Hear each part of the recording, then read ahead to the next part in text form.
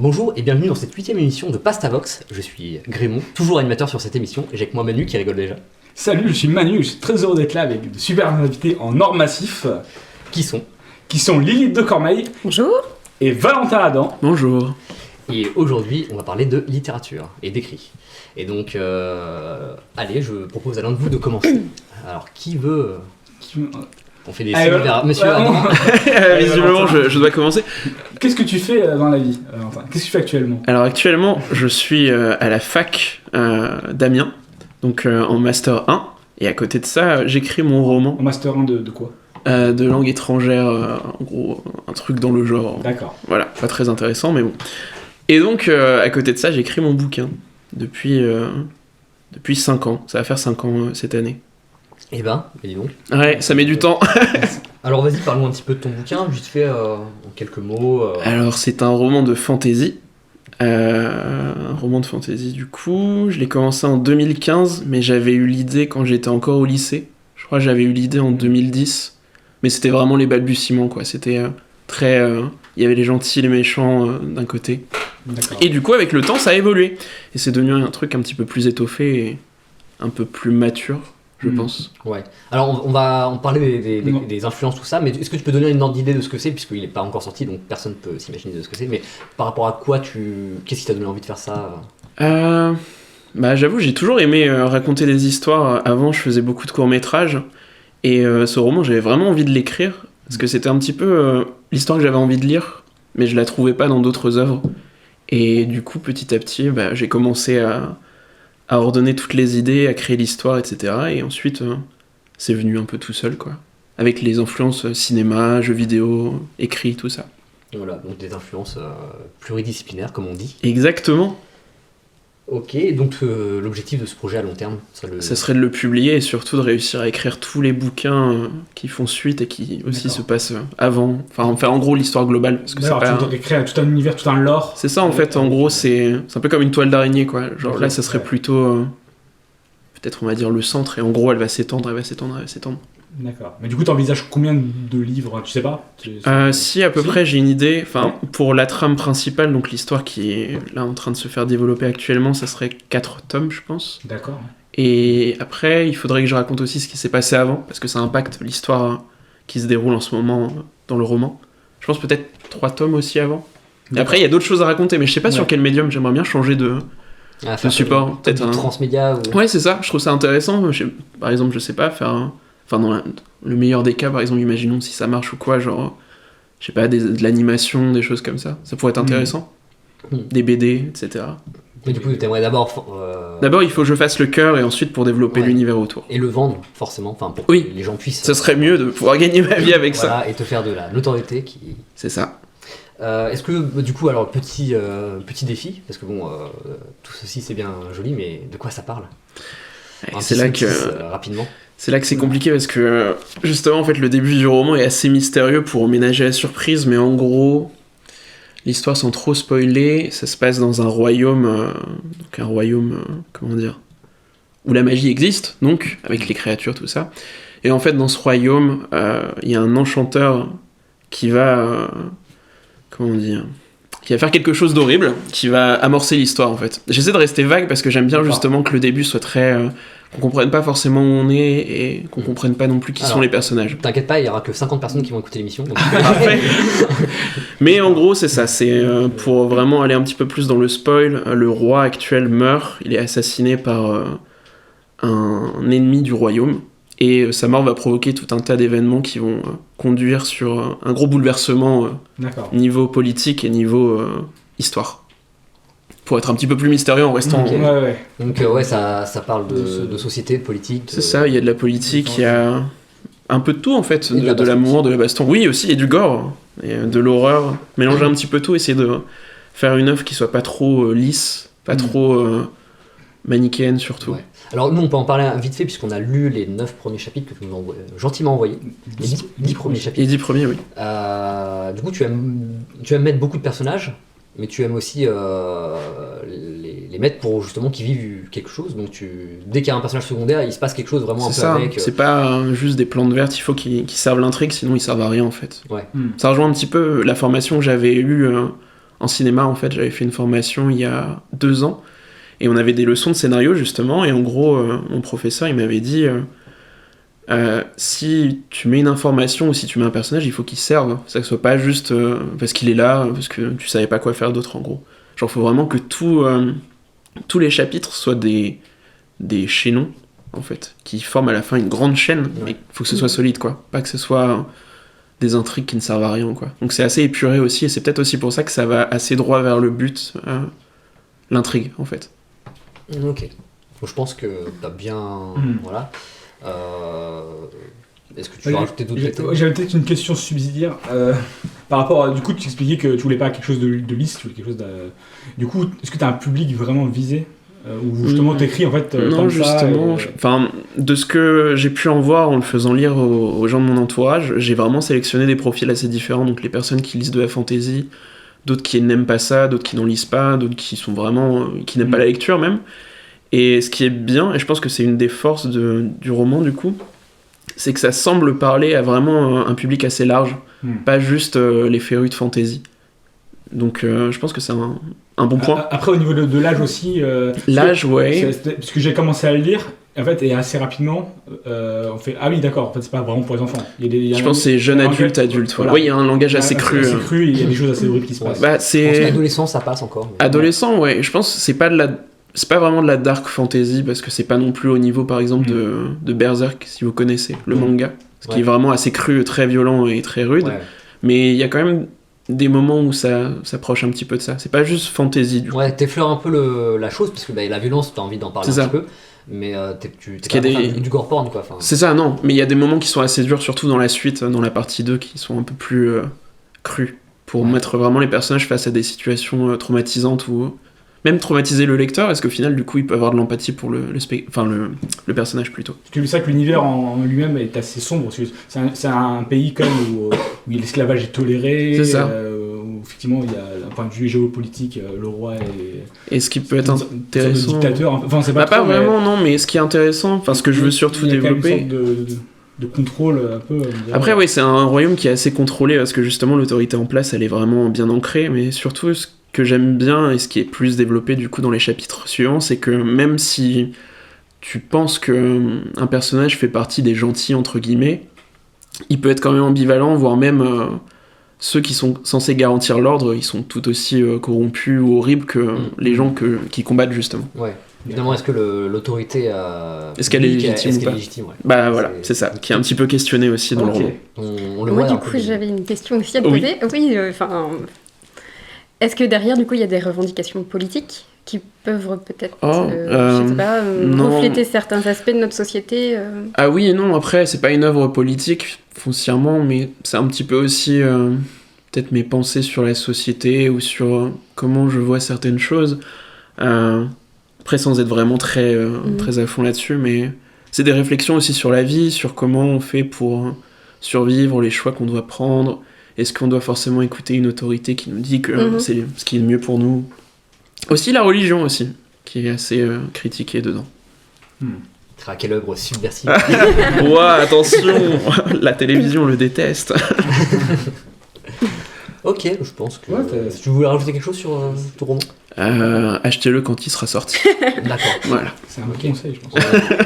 On le redira. Ouais. Super. Sur le compte Facebook. Si ça existe encore, Pastavox. Oh, je pense... Non, en vrai, je sais pas du tout quand est-ce que ça va sortir. Dépêche-toi de le finir. Je pense que je vais essayer de le finir cette année déjà. Qu'est-ce que tu fais ici ? Déjà, l'objectif, c'est vraiment essayer de le finir cette année, parce que j'arrête pas de repousser l'échéance. Et... Ouais. Alors, de ce qu'on a lu, on était sur combien de pages à peu près Vous deviez être au... Non, 80, je pense. 80. Si vous étiez au chapitre 10, ouais. C'était chapitre 10, ouais. Ouais, c'est ça. Ouais, c'était 80, il me semble. Combien t'estimes à peu près le nombre de pages ? Enfin, je sais que ça peut paraître une question un peu... Je pense que je l'ai, parce que la partie 1, elle se termine à 155 pages. La partie 2, là, j'en suis aux 405 pages. Je pense que ça devrait finir vers les 600 pages, si j'arrive à vraiment... Quand tu dis partie 2, tu parles de roman numéro 2 ? Non, du tout. En fait, le premier roman est divisé en 2 parties. La première partie, donc c'est celle que vous lisez. La deuxième, il y a une ellipse de 6 ans, en fait. Parce que j'ai estimé que c'était plus intéressant de prendre les personnages un peu plus tard.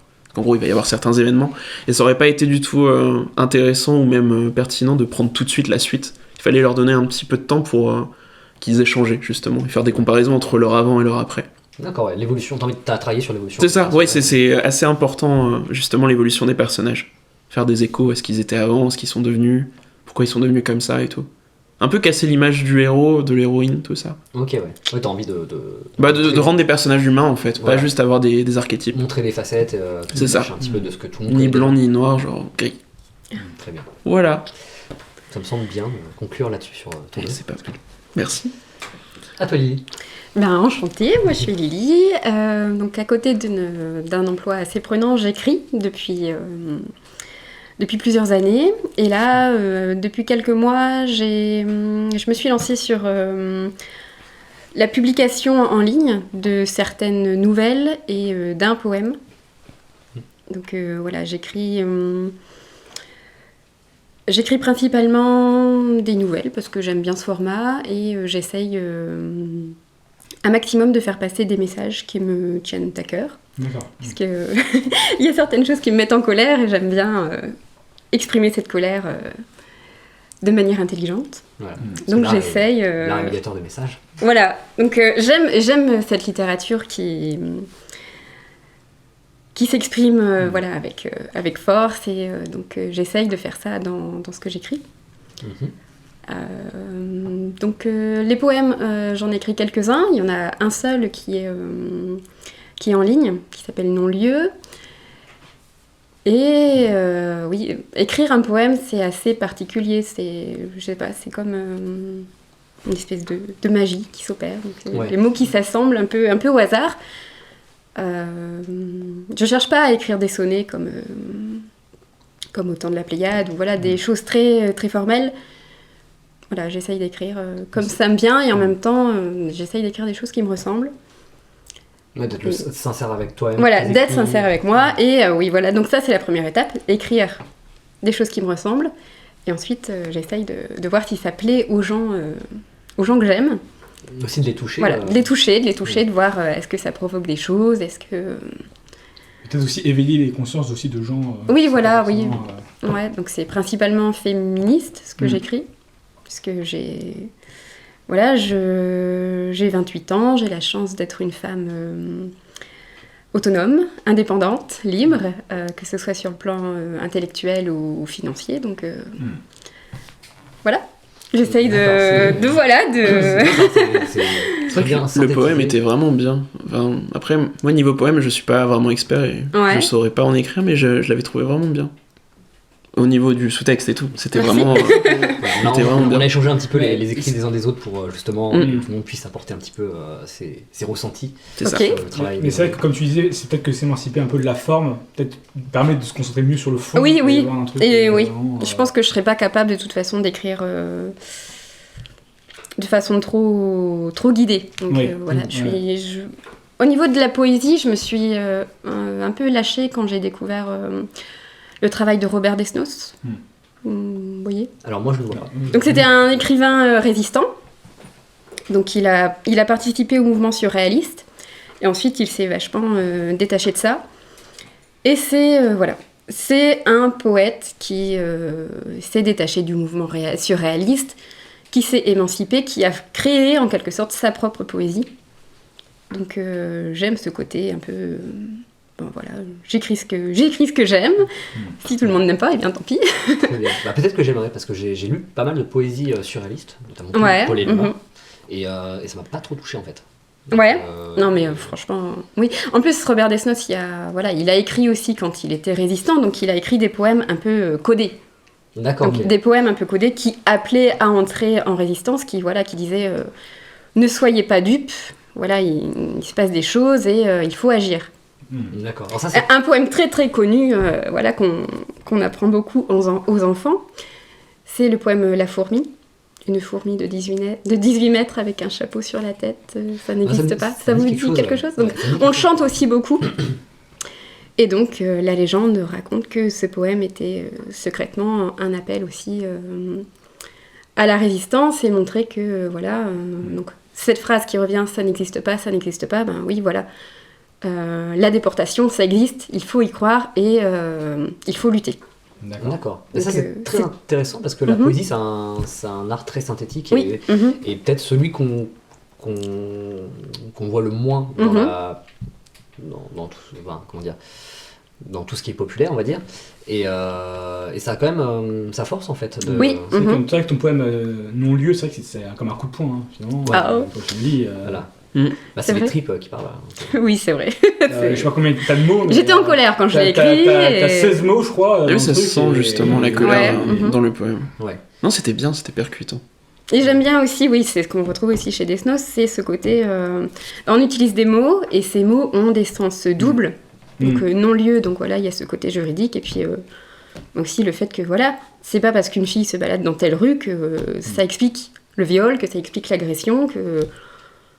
Non, voilà. Voilà. Les femmes sont libres et. Est-ce que tu voudrais nous lire ton poème? Je le connais pas par Ok. cœur. Ouais, j'essaie de le chercher en attendant. Ouais. Mais on peut pas être t'as un roman aussi que tu es en train d'écrire? Alors j'ai terminé mon premier roman jeunesse. D'accord. Que j'ai déjà envoyé à quelques maisons d'édition. Il y en a qu'une qui m'a répondu négativement. Enfin, oui, une vraie maison d'édition qui m'a répondu négativement. Et une, entre guillemets, une fausse maison d'édition D'accord. qui m'a répondu positivement. Mais en fait, on est censé, voilà, avancer l'argent. Vous connaissez pas ce système? Donc, on Non. avance l'argent pour qu'il, entre guillemets, fabrique le livre. Et si c'est un succès, ben, on récupère notre argent. Si c'est un échec, on perd notre argent. D'accord. Super. Enfin, Incroyable. dans cette structure, il n'y a pas d'éditeur. Parce que le rôle d'un éditeur, c'est justement. Oui, c'est ça, oui. Donc, c'est pas, ça doit pas s'appeler un éditeur. C'est vraiment qui tout double, quoi. C'est une sorte de producteur, on va dire. Enfin, Oui, voilà. C'est pas, Ouais. enfin, c'est pas vraiment ça en plus, mais. Donc, ils m'ont bien flatté en disant oui, votre roman tient la route, Oui, bah, s'ils on prennent, sent s'ils bien prennent pas de risque en même personnage, temps, c'est sûr que. oui, Ils c'est sont moins sûr. réticents. Ah, mon poème est sous les yeux. Non, Je l'ai trouvé, si tu veux. Ah bah vas-y, écoute. Alors, je le lis. J'ai cherché. Oui. Quand tu veux. Alors, non-lieu pour les jupes, les barésilles, la dentelle visible, impasse obscure, porte des maisons closes, sombre rue de la poursuite, ombre muette, le désir dévoile ses crocs, les mains s'approchent, l'étranglent, corps nu, assommé, souillé, âme abîmée, la rue se réveille, attend, il fuit. La bêtise aura l'audace de dire non-lieu. Waouh. Voilà. C'est un poème assez fort quand même. Mm. En ce moment en plus, je vois beaucoup de témoignages. Enfin, j'ai vu des témoignages très glaçants de femmes qui se sont fait agresser par des agresseurs dans la rue. Alors, ensuite- juste voilà, un petit point Vas-y. Vas-y. syntaxique. On ne dit pas une femme se fait agresser, une femme se fait violer. On dit a été agressée. D'accord. Parce que se faire, voilà, c'est que on a l'impression que la femme y est pour quelque chose. Ok, ouais. Mais juste un petit point, voilà, un petit D'accord. point syntaxique qu'il Syntaxe. faut. Non, mais qu'il faut. parce que bah, on qu'il faut dire. On se rend Voilà. pas compte de tout ça en fait. C'est ça, Ouais. c'est qu'il faut prendre en compte. Mais du coup, elle est donc agressée par des personnes dans la rue, Oui. mais aussi par après des policiers qui. Mm. Ouais. D'ailleurs, j'ai mhm. vu des témoignages il y a pas Mhm. longtemps, c'est glaçant sur le fait que même porter plainte c'est une épreuve. C'est une épreuve, oui. On ne sait pas sur qui on va tomber quand on va. Et le fameux qu'on va non-lieu, s'exprimer. c'est ça aussi qui glace le sang un peu sur le. Oui, fait c'est vrai. que Mhm. Beaucoup d'énergie dépensée. Et l'inaction des gens aussi, ça c'est assez flagrant. Mais même dans d'autres domaines, souvent les gens quand ils voient quelqu'un qui est, on va dire, en danger ou qui se fait agresser, il n'y aura aucune réaction la plupart du temps. Mm. C'est vraiment regarder pour... Enfin, regarder, juste regarder. Ouais. Et c'est assez triste finalement. Bah oui, parce que les gens ont peur aussi. Après, oui, c'est ça, les gens ont peur, ou ils osent pas, ou ils Alors pensent que c'est que- pas leurs affaires, ou après, chacun... Plusieurs voit comme face à il le fait. un seul agresseur. Oui, il y a On peut ça aussi. largement venir en aide à cette victime. Donc, Après, est-ce que après, il faut réussir à faire bouger les autres, tout ça. Mhm. Voilà. Et du coup, alors, t'as eu beaucoup de retours sur ce poème enfin, Oui, parce que du coup, je l'ai comment dire, publié sur le site Short Edition, Mhm. qui est un site où on peut se créer un compte d'auteur, et où on peut publier gratuitement des écrits. Donc on peut aussi gagner un peu d'argent. Moi, Ah. j'ai gagné un tout petit peu d'argent grâce à non-lieu. Bah, félicitations. Merci. Puisque on peut avoir un compte voilà, où on publie ce qu'on veut, mais on peut aussi avoir des œuvres qui sont recommandées Mm.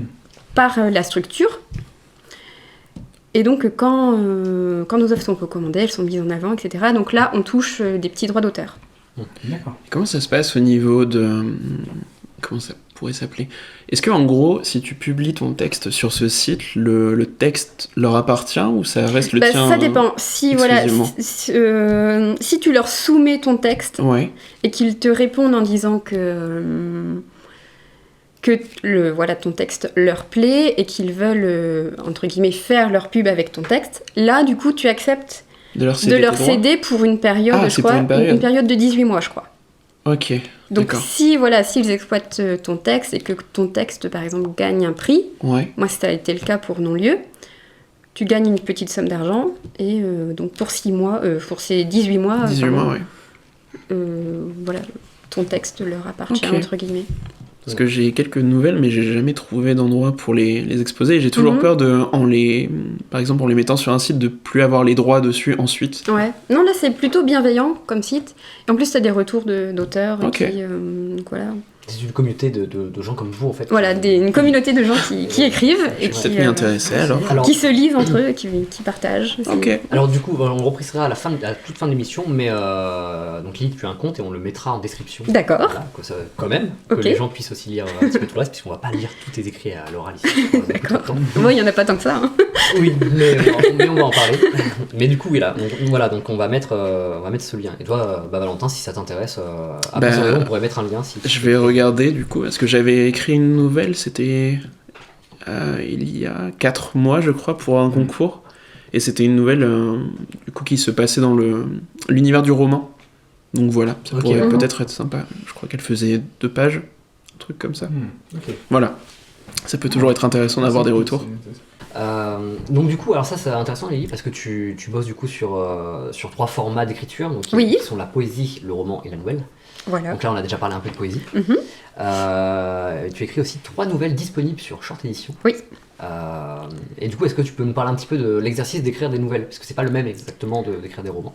Alors, la nouvelle, je peux vous parler plus précisément de La Grande Lessive, Ouais. qui est la première nouvelle que j'ai écrite et que j'ai mis en ligne. Donc là, c'était pour un concours, le concours du Crous, quand j'étais encore étudiante.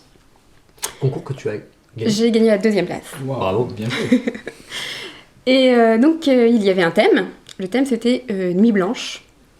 Donc, il fallait que ça se passe la nuit. Donc, ma nouvelle se déroule la nuit. Et là encore, j'avais envie que ce soit qu'il y ait un message féministe derrière.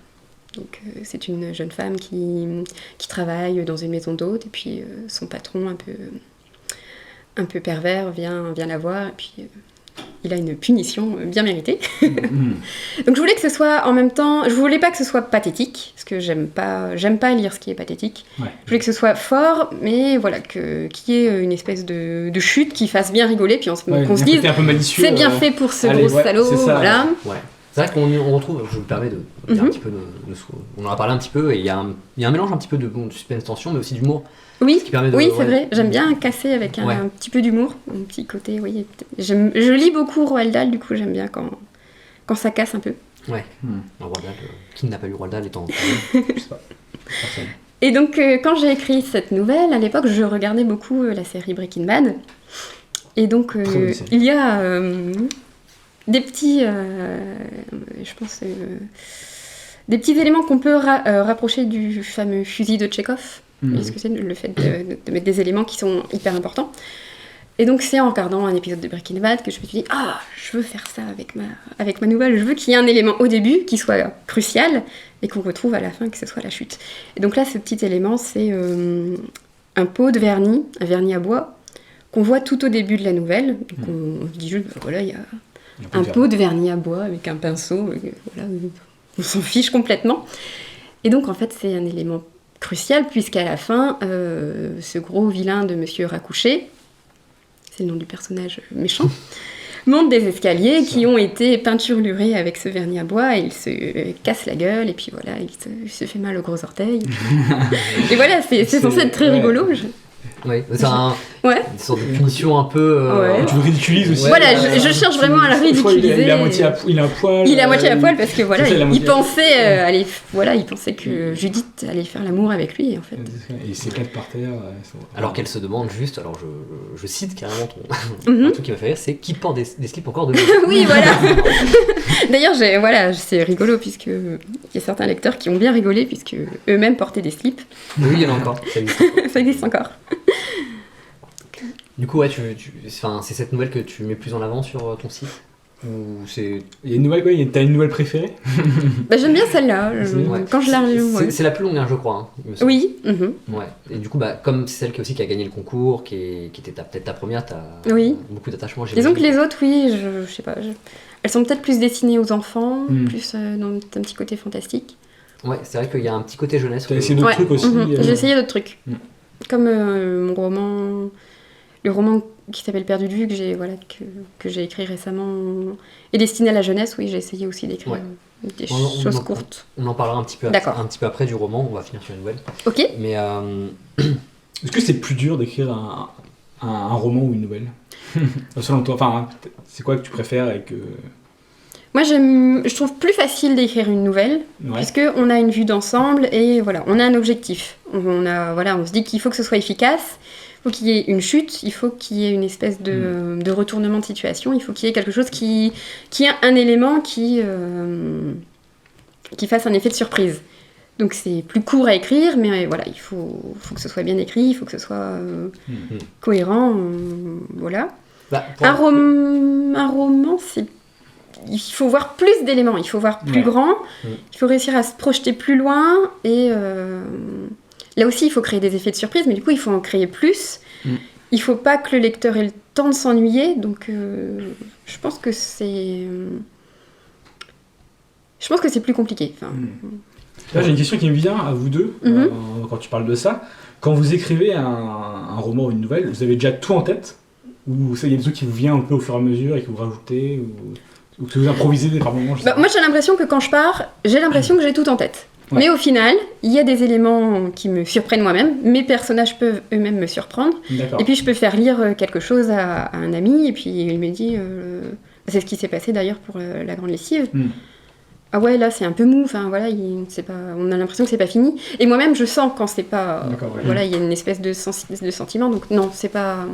On peut partir avec l'idée que que ça va se passer comme ça, tac tac tac. Mais au final, il y a toujours des petits éléments de hasard qui nous surprennent. Et toi ? Moi je pense que c'est un processus qui est vraiment long. Après, surtout pour le roman, je sais que je voulais pas commencer avant d'avoir en gros les gros éléments de l'histoire en tête. Mais en même temps, on peut pas tout avoir. En fait, tu sais comment ça va se terminer? C'est ça, ouais. Je sais comment ça a commencé, je sais ce qui s'est passé avant pour aboutir à ce qui est maintenant, et je sais comment ça se finira à la fin. Et c'est là que c'est intéressant, parce que tu peux justement mettre plein de petits éléments qui te paraissent anodins pour l'instant en les lisant, et à la fin tu feras « Ah, mais en fait, ça voulait dire ça, et tout. Et après, on peut avoir les checkpoints, on va dire, dans l'histoire, mais tu peux pas non plus tout avoir, et si t'avais tout, je pense que ça t'empêcherait de créer. Comme disait Lily, justement, des fois les personnages ils vont t'emmener dans une direction que t'avais pas imaginé tout de suite. Et c'est ça qui est bien, c'est ultra interactif. Par exemple, je dirais que... Bon là c'est un peu différent parce que je suis à la fin du roman, mais par exemple dans la deuxième partie, je savais que la situation devait arriver à un point, mais je savais pas exactement comment y arriver.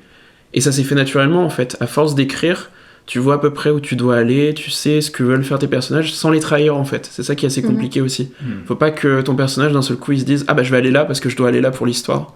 Faut que ce soit justifié et pas manipuler ton perso pour qu'il fasse ce que toi tu veux en fait. Quand t'as créé le caractère, il faut que ça... Une sorte de cohérence. Ouais, c'est ça. Oui, du coup parfois t'es obligé d'ajouter peut-être des événements, des choses... T'es obligé de corriger certaines choses que t'as dit avant ou quoi. Et c'est pour ça que c'est assez long un roman. Parce que c'est vraiment... T'as le premier jet, tu dois revenir en arrière, tu dois refaire ça et tout. Puis une fois que t'es dedans, toi, tu comprends tout, tu vois, donc ça te paraît... C'est pour ça qu'il faut le faire lire après. Ça te paraît cohérent, et puis après, quand tu le fais lire à quelqu'un, tu te dis, t'as l'impression que il manque des bouts, il y a des morceaux trop longs. Oui, c'est ça. C'est pour ça que je le fais assez souvent lire à mon petit public test. Parce qu'au final, créer un univers, après, on se sent bien dedans. Donc, mais il faut voir aussi on a l'impression que tout le monde se sentira bien dedans. Mais c'est ça, il faut voir aussi s'il est assez compréhensible et pas trop lourd. Parce que ça, c'est un truc qui revient assez souvent dans la fantasy que j'aime vraiment pas. c'est quand on te jette dans le bain comme ça, on te donne plein de noms, on te donne plein d'événements, plein de lieux, tu sais pas où t'es, tu comprends pas, et c'est vraiment à la dure, quoi. Et je trouve que ça casse l'attachement que tu peux avoir au roman, justement. Il y avait, je sais plus comment il s'appelait ce roman, j'en avais commencé un en fait, et ça m'envoyait tellement d'informations que ça m'a juste saoulé, et j'ai vraiment arrêté de le lire, et j'étais dégoûté, Surtout en Heroic Fantasy, c'est très facile de... Ah ouais, c'est ça. D'une royaume en une c'est page, ça. c'est bon. Il y a beaucoup de gens qui vont faire comme Game of Thrones, dire il y a tellement de... C'est ça, alors que ça doit se faire naturellement, petit à petit, une fois que ton lecteur a assimilé les principales informations, tu lui en donnes d'autres, en fait. Il faut que ça vienne, que ça soit bien rythmé, en fait. Comme par exemple dans l'intro du bouquin, ça reste dans un endroit assez fixe, ça te donne quelques pistes sur ce qui se passe autour. Une fois que cet événement est terminé, t'explores autre chose qui t'apprend encore d'autres choses sur l'univers. En fait, c'est un peu comme un puzzle, au final. Ouais. Voilà. D'ailleurs, Enfin, ça fait 5 ans que tu es sur ton roman, mais là récemment tu me disais que tu étais en phase de correction des tout premiers chapitres. C'est ça, en fait. C'est du coup un travail qui revient tout le temps en arrière. C'est ça. En 5 ans, toi, tu as changé. Ah, clairement, oui, le style d'écriture aussi a beaucoup changé. Même l'expertise dans la façon de mettre en scène, etc. Après, l'histoire n'a pas changé, parce que l'histoire, j'ai réussi à vraiment m'arrêter dessus. Pour moi, c'est fixe, c'est vraiment une partie de la toile d'ensemble. Mais après, oui, j'étais à la deuxième partie, j'étais au chapitre... je sais plus, du coup, vu que je les ai un peu modifiés, mais je devrais être au chapitre 40, là, dans la deuxième partie. Et forcément, la manière d'écrire est plus du tout la même que dans l'introduction. Et j'avais beaucoup de mal en ce moment à écrire, je bloquais sur mes chapitres, parce que j'arrivais plus à me mettre dedans. Et donc, je me suis dit, je vais reprendre le début, déjà, pour le faire lire à plus de gens, pour que ce soit moins branlant. Parce que la première version, elle était encore très, très simpliste, je pense. Donc je me suis dit, tu reprends depuis le début, comme ça en plus tu fais un bon exercice d'harmonisation, et ce sera un truc que j'aurai pas à faire après, que je pourrais refaire, mais il y aura moins de travail. Et ce qui fait qu'en me remettant dans l'histoire, ça me reconnecte vraiment à fond sur l'œuvre, et là je sais que quand je vais revenir à la deuxième partie, ça va aller tout seul, parce que je serai vraiment dans un rythme de travail, et je me serais vraiment réapproprié l'œuvre à fond, quoi. Ouais. Et c'est vraiment intéressant de revoir ses débuts. Bah ouais, enfin... Tu te dis, j'ai fait du chemin. Ça peut faire flipper aussi, des fois. Enfin, moi, personnellement, c'est ce que je peux me dire pour moi-même, personnellement. Mais tu vois aussi ton évolution, et ça, c'est vraiment gratifiant, je trouve. Ouais. Te dire, même au niveau du scénario, c'est super cool, parce que je revois mes personnages quand ils sont vraiment au tout début, et en comparant avec ce qu'ils vivent en ce moment, tu te dis, ils étaient si naïfs. Ouais, déjà oui, ils étaient super naïfs, parce qu'ils ont pris super cher après, mais surtout, tu te dis, ouais, ça a encore du sens, et surtout... T'as un petit côté nostalgique en relisant ça, c'est un peu tes bébés, quoi, tu vois, tu fais vous allez prendre tellement cher, mes pauvres. Mais ça c'est bien, enfin quand tu lis un roman au début tu les vois, au début tu peux même les détester parce que tu les trouves trop mous, voilà, ils osent pas agir, et puis d'un coup tu leur fais vivre des choses qui les poussent et qui... C'est ça le plus... c'est grisant de voir un personnage, par exemple dans la première partie, qui aurait été victime des événements, dans la deuxième partie par exemple, qui va les affronter, et même les... Ouais, c'est ça, et c'est là... C'est comme Sansa Stark, voilà, qui en prend plein la tronche et qui... C'est ça, et elle évolue forte. À la fin. Ouais. C'est important les personnages qui évoluent, surtout les personnages qu'on déteste, qui au final se révèlent être des bonnes personnes, comme Jaime Lannister par exemple dans Game of Thrones. Voilà. Et ça, je pense que c'est là que tu vois que un personnage est bien écrit quand il reste humain tout en évoluant et en restant intéressant en fait, même en le devenant. Qu'il garde une part de lui même s'il doit changer. Comme les gens qui nous entourent finalement. Alors du coup en fait je voulais parler un petit peu des codes de la littérature, parce que du coup c'est un art quasiment que textuel. Oui. Mais pas que. Puisque Valentin, tu as une carte géographique de ton monde. C'est pour m'aider à me repérer. C'est pour t'aider à te repérer, mais... alors, surtout pour aider les gens aussi. Est-ce que ta carte géographique, elle serait disponible au lecteur ? Ah oui, parce que après, je sais pas exactement comment ça se passe avec l'éditeur, mais je pense que si j'arrive à me faire éditer, je demanderais à ce que la map soit mise au début, quitte à ce qu'elle soit remaniée par un graphiste ou quelqu'un qui s'y connaît vraiment, mais qu'elle soit... pour moi, c'est... quelque chose d'obligatoire dans la fantasy déjà, parce que c'est compliqué de se repérer dans un monde que tu connais pas, mais là c'est important pour que le lecteur puisse se l'approprier aussi, se dire ils étaient là, maintenant ils sont là, je vois comment ça s'organise et tout. Moi personnellement tu m'as envoyé une carte que j'ai demandé, je crois. Oui. Et en fait je prends plus de plaisir à me repérer dans l'espace dans un truc, dans une épopée, on va dire. C'est vrai que ça rend le truc un peu tangible. C'est ça, Ouais. ça lui donne un cadre et Ouais. tu te dis, ok, ça existe en fait. Mais c'est un truc que même pour des arts plus graphiques comme le jeu vidéo, j'aime beaucoup les cartes Ouais. en fait.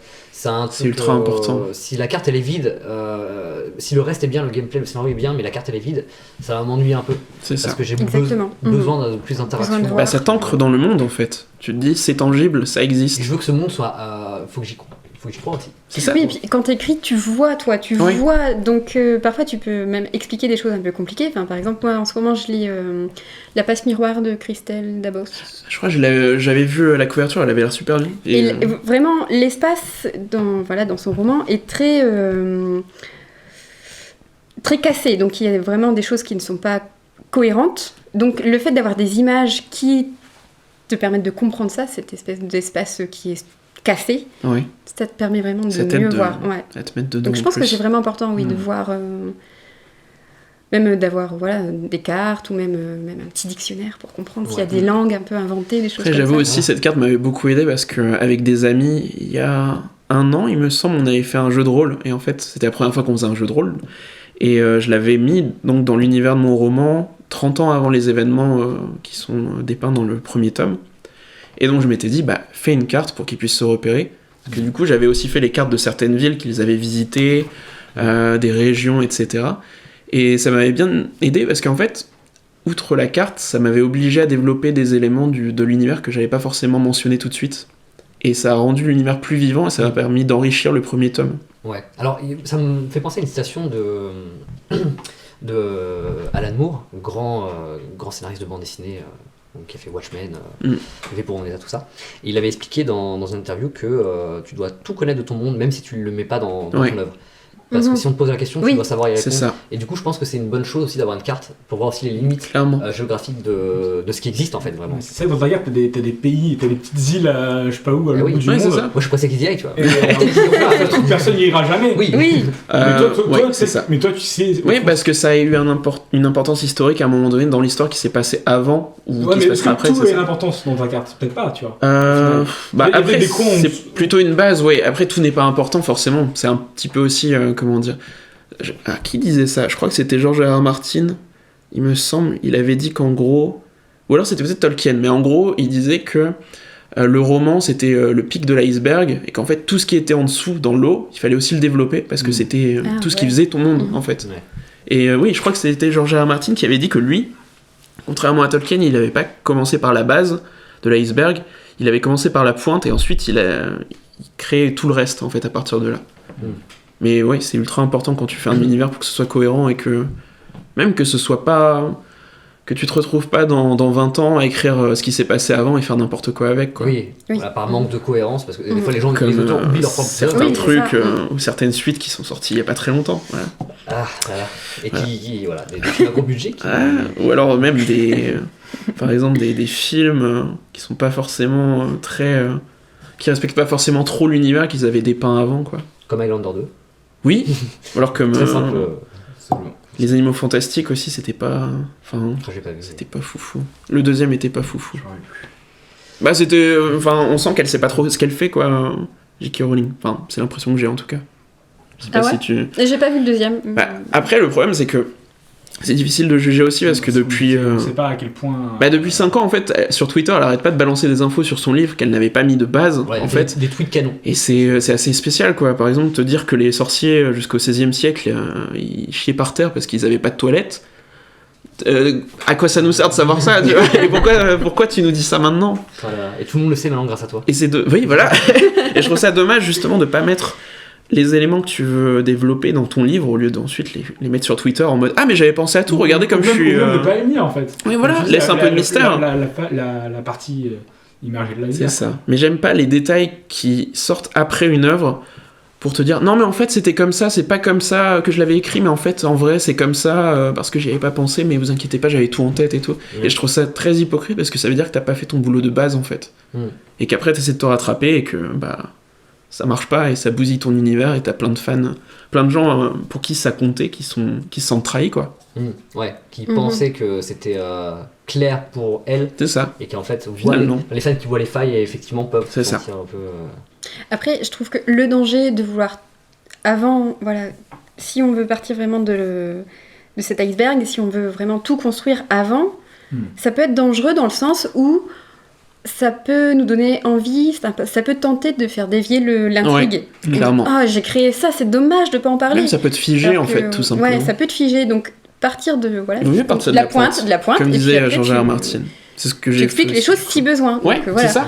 T'as besoin de réfléchir ça. à cette question, donc tu le fais. Mais voilà, sinon, je pense que ça doit d'abord être trouver un équilibre entre les deux. Qui prime. Ouais, clairement. C'est l'intrigue de toute façon le plus important.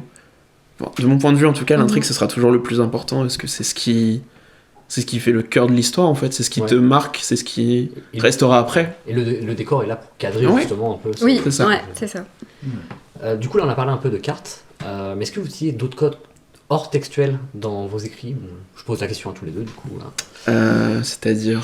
Alors, quel genre de code en littérature vous pouvez utiliser? Donc, bien sûr, il y a tout ce qui est guillemets, tout ça. Bon, je sais que dans ton roman, tu utilises les astérix pour faire...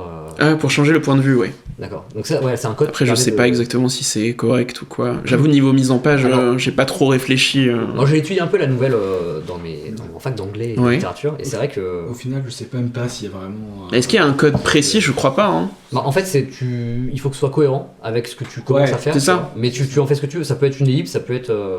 Mais là, c'est intéressant. C'est un changement de point de vue, ouais. C'est un changement de point de vue, ouais. Ça a un côté peut-être un peu cinématographique aussi, parce que j'avoue que... Après, au niveau de la formation que j'ai eue, et même de la façon dont j'aime raconter les histoires, c'est très... comment dire? Ouais, très cinématographique. Finalement, il y a la scène, je détaille l'aspect des personnages, la façon dont ils se déplacent dans le décor. Après, c'est peut-être aussi mon style d'écriture, mais j'aime bien avoir quelque chose d'assez épuré comme ça, qui se concentre vraiment sur le plus important. Ouais. Voilà. Voilà, ouais. C'était ma petite touche. Et toi, Lily? Moi, j'aime bien mettre des choses en italique. Ouais. Oui, tu avais pensé aussi de ton perso, Les pensées en italique, oui, les pensées en c'est italique, ça. Hein. ouais, c'est ça. Je On peut avoir un flou. Est-ce que c'est le narrateur qui parle? Est-ce que c'est le personnage qui pense? C'est ça, ouais, c'est ça. Essayer de créer un flou. Pas que ce soit net, pas, voilà. À ce moment-là, elle pense ça. Enfin, voilà. Essayer de casser ça avec une forme un peu plus... Tu t'appropries un petit code et en fait, à force de lire, le lecteur va reconnaître une cohérence à travers... il va comprendre. Et puis même si ça perd le lecteur, c'est pas grave. Il le relit une deuxième fois et puis après c'est ça qui est bien avec libre le à livre. lui de se faire son interprétation. Là, je pense que voilà que. Faut que tu te perds quand même. Non, moi j'ai relu 2-3 fois en disant ah ok c'est ça. C'est ça qui est bien. Voilà, Avec qu'il y ait une les bouquins, espèce faut de revenir doute, aussi. de se dire bah ça je l'interprète comme si c'était les pensées du personnage, ou alors je me dis que. C'est le narrateur qui peut-être donne son. Ou alors c'est l'écrivaine qui s'est gourée qui a mis ça dans le dialogue. Voilà. Qu'est-ce qu'elle est con. Des fois, Word ça bug, c'est tout, on n'y peut rien. Voilà, il a mis une claque dans son PC, ça marchait. Non mais oui, c'est vrai, c'est important. Enfin, c'est comme les poèmes. On parlait de Robert Desnos tout à l'heure. Ben, dans les poèmes, il y a beaucoup de jeux sur la forme. Donc, C'est trop codifié. j'aime bien aussi casser des phrases. Voilà, pourquoi mettre ce mot en dessous? Pourquoi le mettre à côté? Enfin, Est-ce qu'il y a un jeu de mots dans ton poème? Alors, on revient dessus, mais tu parles de maison close. Oui, bah oui. Une double explication sur oui, le c'est ça, fait qu'elle soit fermée et en même temps que ce soit... Mais voilà, une maison où il pourrait y avoir des prostituées, se mettre un peu ce... Voilà. J'aimais bien ce jeu, voilà. Titiller un peu la langue, j'aime bien. On la reconnaît. Ouais. Mais c'est vrai qu'il y a aussi beaucoup de poètes, surtout ceux qui écrivent des alexandrins, se permettent de retirer des lettres dans leur... Oui, pour que ça compte juste. Voilà, que le nombre de pieds, donc de syllabes dans le vers soit juste. Donc on peut tricher un petit peu, tricher façon de parler, mais s'approprier la langue et jouer à tout ça. Quoi. La création, c'est aussi détourner les règles établies pour créer son truc à soi. Alors, je pense, après c'est le point de vue, mais je pense que t'as plus à gagner à essayer de t'émanciper de ce qu'on t'a dit de faire que de suivre aveuglément les règles. Oui. Surtout que voilà, il y a eu de grands artistes qui sont passés par là, donc ils ont un peu cassé tous ces codes qu'on pouvait avoir autrefois. Donc pourquoi ne pas écrire comme on veut aujourd'hui Puis si c'est ta touche en plus. Si ça rajoute quelque chose ou ça offre quelque chose à lire qu'on n'a jamais vu ou quoi, je pense que ça peut être intéressant. Avoir la langue comme grand terrain de jeu. C'est ça. Mon ancienne coloc m'avait offert, l'été elle était partie en Espagne et m'avait ramené une carte postale, je crois que c'était une citation de Pablo Picasso, qui disait qu'il fallait connaître les règles de son domaine, de sa discipline artistique, si on voulait mieux les déconstruire. Oui. Mais il faut d'abord les connaître. Il faut d'abord les connaître. J'avais beaucoup aimé cette carte postale. Ouais, clairement, mais ça résume tout. Voilà. Bah, oui, en plus Picasso, quoi. Picasso qui est connu pour avoir quand même une formation très classique à la base. Donc on a l'impression que Picasso, voilà, il peint toujours des visages déformés, etc. Alors qu'il était aussi capable de peindre des choses très, très figuratives. Oui, et ça, on a tendance à l'oublier. Donc oui, il a eu une formation très, très, très classique et il s'en est émancipé. Et dans un exemple beaucoup plus moderne, enfin beaucoup plus actuel, il y a Marion Montaigne qui fait Tu mourras mon bête, la dessinatrice de BD, qui fait beaucoup de vulgarisation scientifique ou même culturelle. Et en fait, elle fait des bonhommes patates qui sont dégueulasses, mais c'est marrant en fait. C'est un style un peu dégueu, mais elle explique qu'elle sait faire le corps, elle sait faire les proportions, l'anatomie. Mais bon, une fois que tu sais le faire, si ça t'amuse pas, voilà. Ce qui te fait vibrer au final. Et oui. Parce que reproduire la même chose que les autres, quel intérêt. Tout à fait. Je voulais parler un petit peu de la littérature fantastique en général, alors parce que du coup, toi, Valentin, tu écris actuellement un roman de fantasy, on vient d'en parler depuis tout à l'heure, mais toi Lily, tu pars aussi là-dessus, non ? Oui. Voilà. Ouais. Est-ce que tu veux nous en parler un petit peu ? Parce qu'après j'ai une question par rapport à ça. D'accord. Et vous deux pourrez y répondre. Mon petit roman, là, Perdu de vue, qui est destiné à la jeunesse. Donc à la base, on a un peu l'impression que c'est une enquête policière, avec une petite fille de 10 ans qui s'appelle Lisa, qui mène son enquête puisque des enfants autour d'elle disparaissent. D'accord. Donc elle cherche, elle va chez les gens, elle cherche des indices, etc. Elle se balade avec son appareil photo, elle essaye d'avoir un maximum de preuves. Et au final, les indices nous indiquent qu'en fait, ces enfants ont disparu parce qu'ils voulaient disparaître. D'accord. Et qu'il y a une histoire un peu fantastique là-dessous. Ok. Donc voilà. En fait, t'es dans l'univers de Peter Pan, en fait. C'est ça, là, le twist. Et tu veux pas trop en dire pour ça. Pour ne pas spoil. Je vous ai dit pas mal de choses quand même. Oui, c'est vrai que nous ça donne envie de lire ça. C'est vrai qu'en même temps, pourquoi tout donner alors que vous pourriez lire aussi. J'ai commencé. J'ai malheureusement pas eu le temps de. C'est plutôt chaud. Mais c'est vrai. Oui. Il y a un truc qui est super agréable aussi. C'est, je sais pas si t'as déjà fait ça. Tu fais lire, par exemple, un de tes chapitres ou une de tes créations et tu regardes la réaction du lecteur en direct. Ouais, si. Ça, je trouve ça tellement. Tu dis pas que c'est toi qui l'as fait. Bah non, mais là c'est grillé, mais ça, c'est pas mal. Je sais que à chaque fois que j'ai un chapitre un petit peu avec un twist, ce que j'aime faire, c'est le donner à un de mes potes qui le lit justement et le regarder pendant qu'il le lit. Ouais. C'est toujours excellent de voir sa tête. Regarde pendant 20 minutes, mais. Oui, mais c'est pas grave. J'attends parce que je sais que le moment va arriver. Ouais. Là, je vois sa tête et je fais. Alors moi, je trouve ça effrayant de faire ça. Ah ouais. Enfin, je le fais avec ma grande sœur, Fanny. Systématiquement, je lui fais lire ce que j'écris. Et j'arrive à voir sur son visage si ça lui plaît ou pas. Mais avec d'autres personnes, ça fait un peu... Voilà. Tu les vois concentrés et tout. Ils font ses sourcils, ils ont l'air de pas comprendre. C'est vrai que c'est le début qui fait peur. Surtout toi. Il cherche ses mots après pour dire ce qu'il en pense. Tu sais pas trop comment il va prendre le truc. C'est ça. Au bout de 30 minutes, il fait j'ai pas compris. Il va jeter le livre. C'est la merde. Après, c'est une bonne pression aussi parce que ça t'oblige à toujours rester... à viser l'excellence, quoi. Toujours essayer de faire au mieux et de c'est ça. de pas trahir ce que t'as fait. Oui, clairement. Se confronter aux autres, sinon... Cette question, je la pose. Et voilà, c'est mon petit plaisir de voir les twists. Bah oui. La réaction aux twists. Surtout Surtout les pires. Les pires, c'est les mieux. Alors, moi j'avais une petite question, donc du coup par rapport au fantastique, la littérature fantastique c'est quelque chose qu'on n'apprend pas vraiment au lycée, à l'école. À la fac, très anglo-saxon, la fantaisie. Si, à la fac de lettres on apprend. On apprend un peu de fantaisie à la fac de lettres ? Oui. D'accord. Bah super alors. Écoute, la question elle est... Allez hop, et voilà. Aïe. Pourquoi pensez-vous que, étant plus jeune, alors c'est vrai que vraiment très jeune en primaire on peut lire du Roi de Dahl un peu ou des choses comme ça. Enfin, oui, très fantastique ou fantasy ? Oui, maintenant c'est au programme. Un petit peu des deux, surtout fantasy. C'est au programme maintenant. C'est vrai ? En 6ème. Découvrir le merveilleux et le fantastique. Donc, fantastique, plus que la fantasy, je pense. Fantasy, la fantasy, c'est à part. C'est plus anglo-saxon aussi, j'ai l'impression. Il y a plus d'écrivains, justement, anglo-saxons qui se sont occupés de ça, et c'est pas très français, je trouve. Ouais. En tout cas, c'est pas très répandu, et c'est pas considéré non plus comme un style très glorieux en France, j'ai l'impression. Ouais, c'est plus c'est ça. Peut-être pour ça qu'on en trouve beaucoup culturellement, je pense que c'est moins ancré dans notre pays. Française, Ah oui, clairement. Alors que le fantastique, ça passe plus. Parce que c'est plus ancré aussi dans la réalité et ça déborde après. Oui, il y a Théophile Gautier, tout ça. Puis il y a Harry Potter aussi qui est passé derrière, donc enfin devant. Harry Potter qui est devenu un incontournable. C'est ça. Ok. Non, bah voilà, c'était ma petite question concernée. Et bah voilà. Pourquoi ne trouve-t-on pas de... Ça commence. Et c'est un peu Ça dommage commence. aussi. On Doucement. trouve un peu, ouais. Ouais. Mais après, c'est un peu comme tout, ça se démocratise, hein, comme, Oui. comme on parlait. Comme la BD, la enfin, BD, le jeu vidéo, tout ça. C'est ça. Du coup, petit à petit, les gens seront plus amenés à partager, en fait, même dans l'éducation, ces différents genres qui étaient jusque-là un peu boudés, quoi. Peut-être dans 40 ans, on étudiera Le Seigneur des Anneaux, les choses comme ça, en cours. On fait déjà aux États-Unis. Aux États-unis, oui, mais Oui. pas en France. En Angleterre. Ah oui, Même en si- France. en Angleterre, Alors, oui. peut-être effectivement, comme tu dis, en fac de lettres, tu dis quand même Mais c'est rare. Tolkien, ouais, je sais pas. Il me semble pas. Hein. Je sais pas. Dites-nous dans les Ça commentaires. intéresse. Lâchez un like et abonnez-vous. Appuyez sur la petite cloche. Alors, l'édition. Oui, maintenant, on va parler un peu d'édition. Mhm. Parce que vous avez. Enfin, toi, Lily, tu as une plateforme du coup sur laquelle tu diffuses tes œuvres. Toi, Valentin, t'as pas encore. Tout chez toi encore. Alors là, oui, pour l'instant, je garde mon bébé jusqu'à ce qu'il soit parfait pour le montrer au monde. Parce que j'ose pas. En fait, je me dis, j'aurais plus de chances de défendre de façon pertinente mon roman quand il sera un seul bloc, en fait.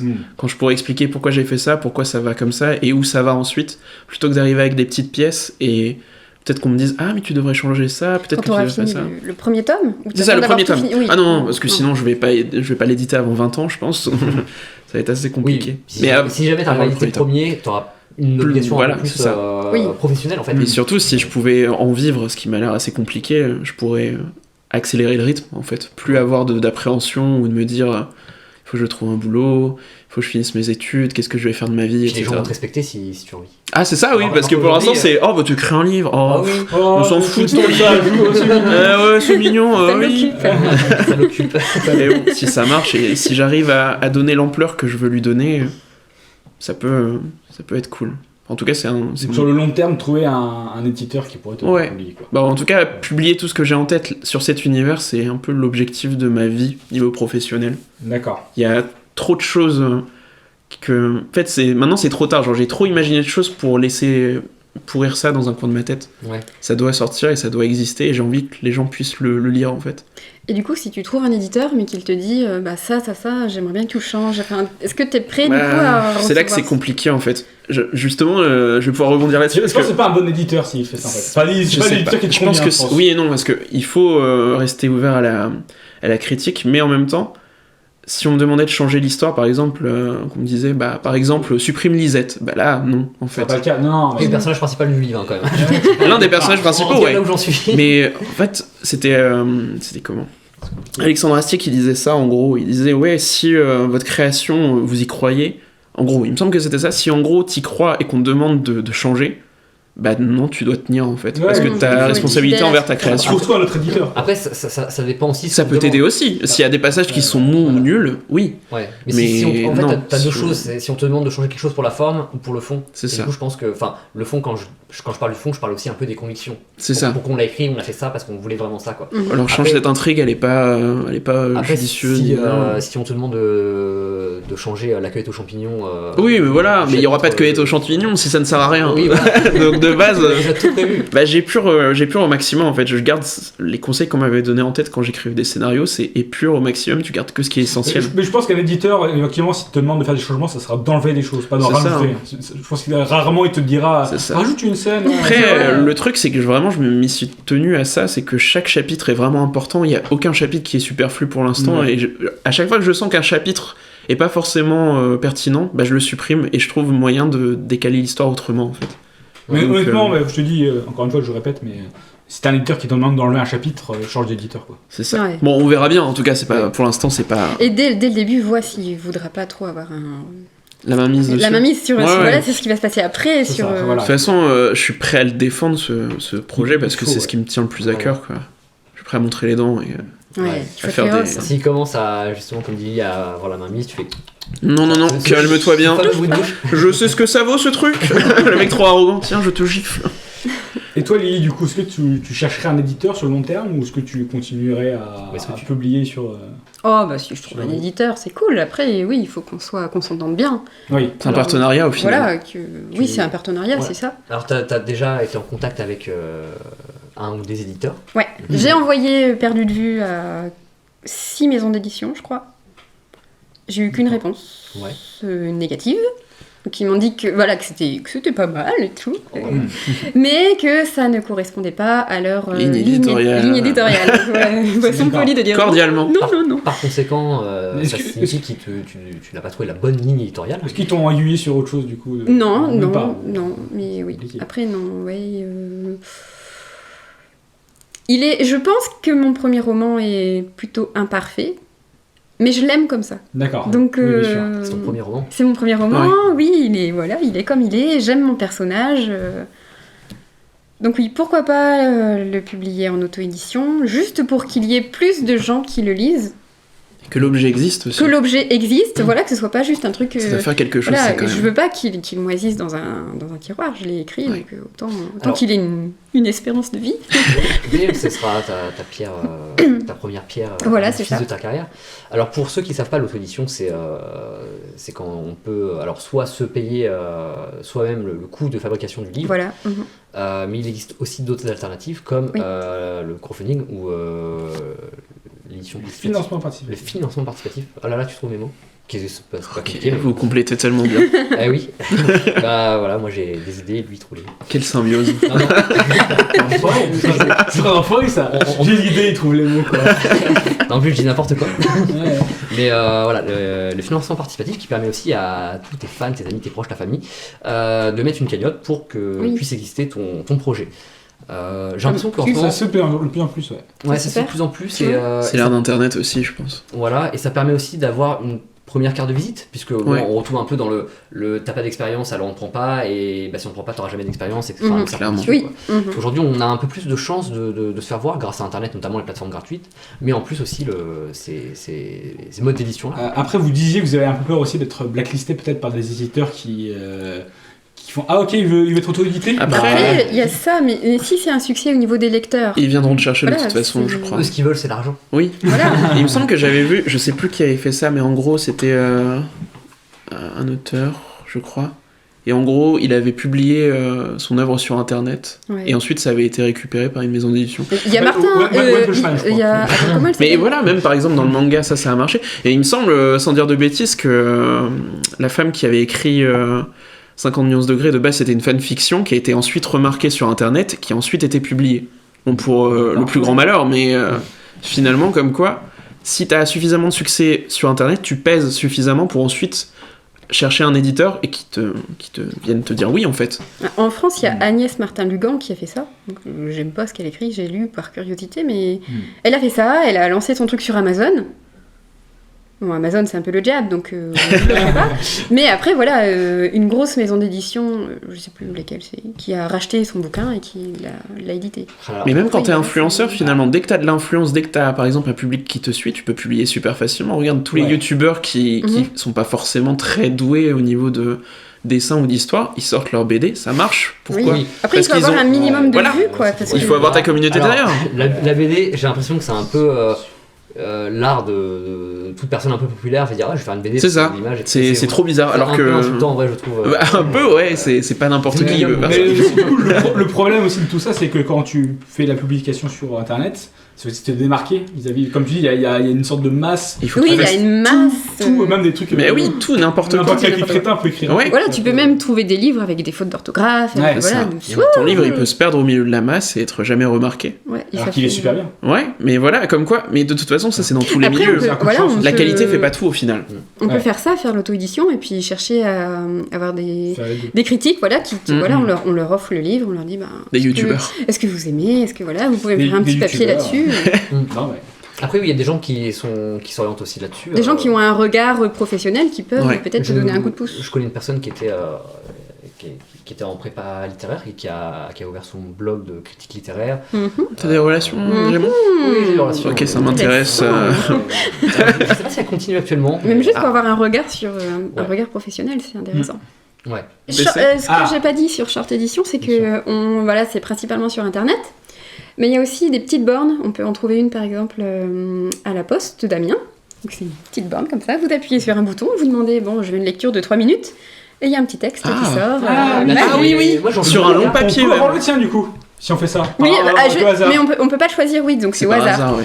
Donc, Donc il y en a 10 000. et donc le peut-être sur mien, 10 tu le 000, lis en 1 minute, du coup tu tapes 1 minute, et puis t'as une chance qu'il y ait c'est bien trop qui bien. sorte. On va faire ça jusqu'à son coup. C'est pareil à la SNCF.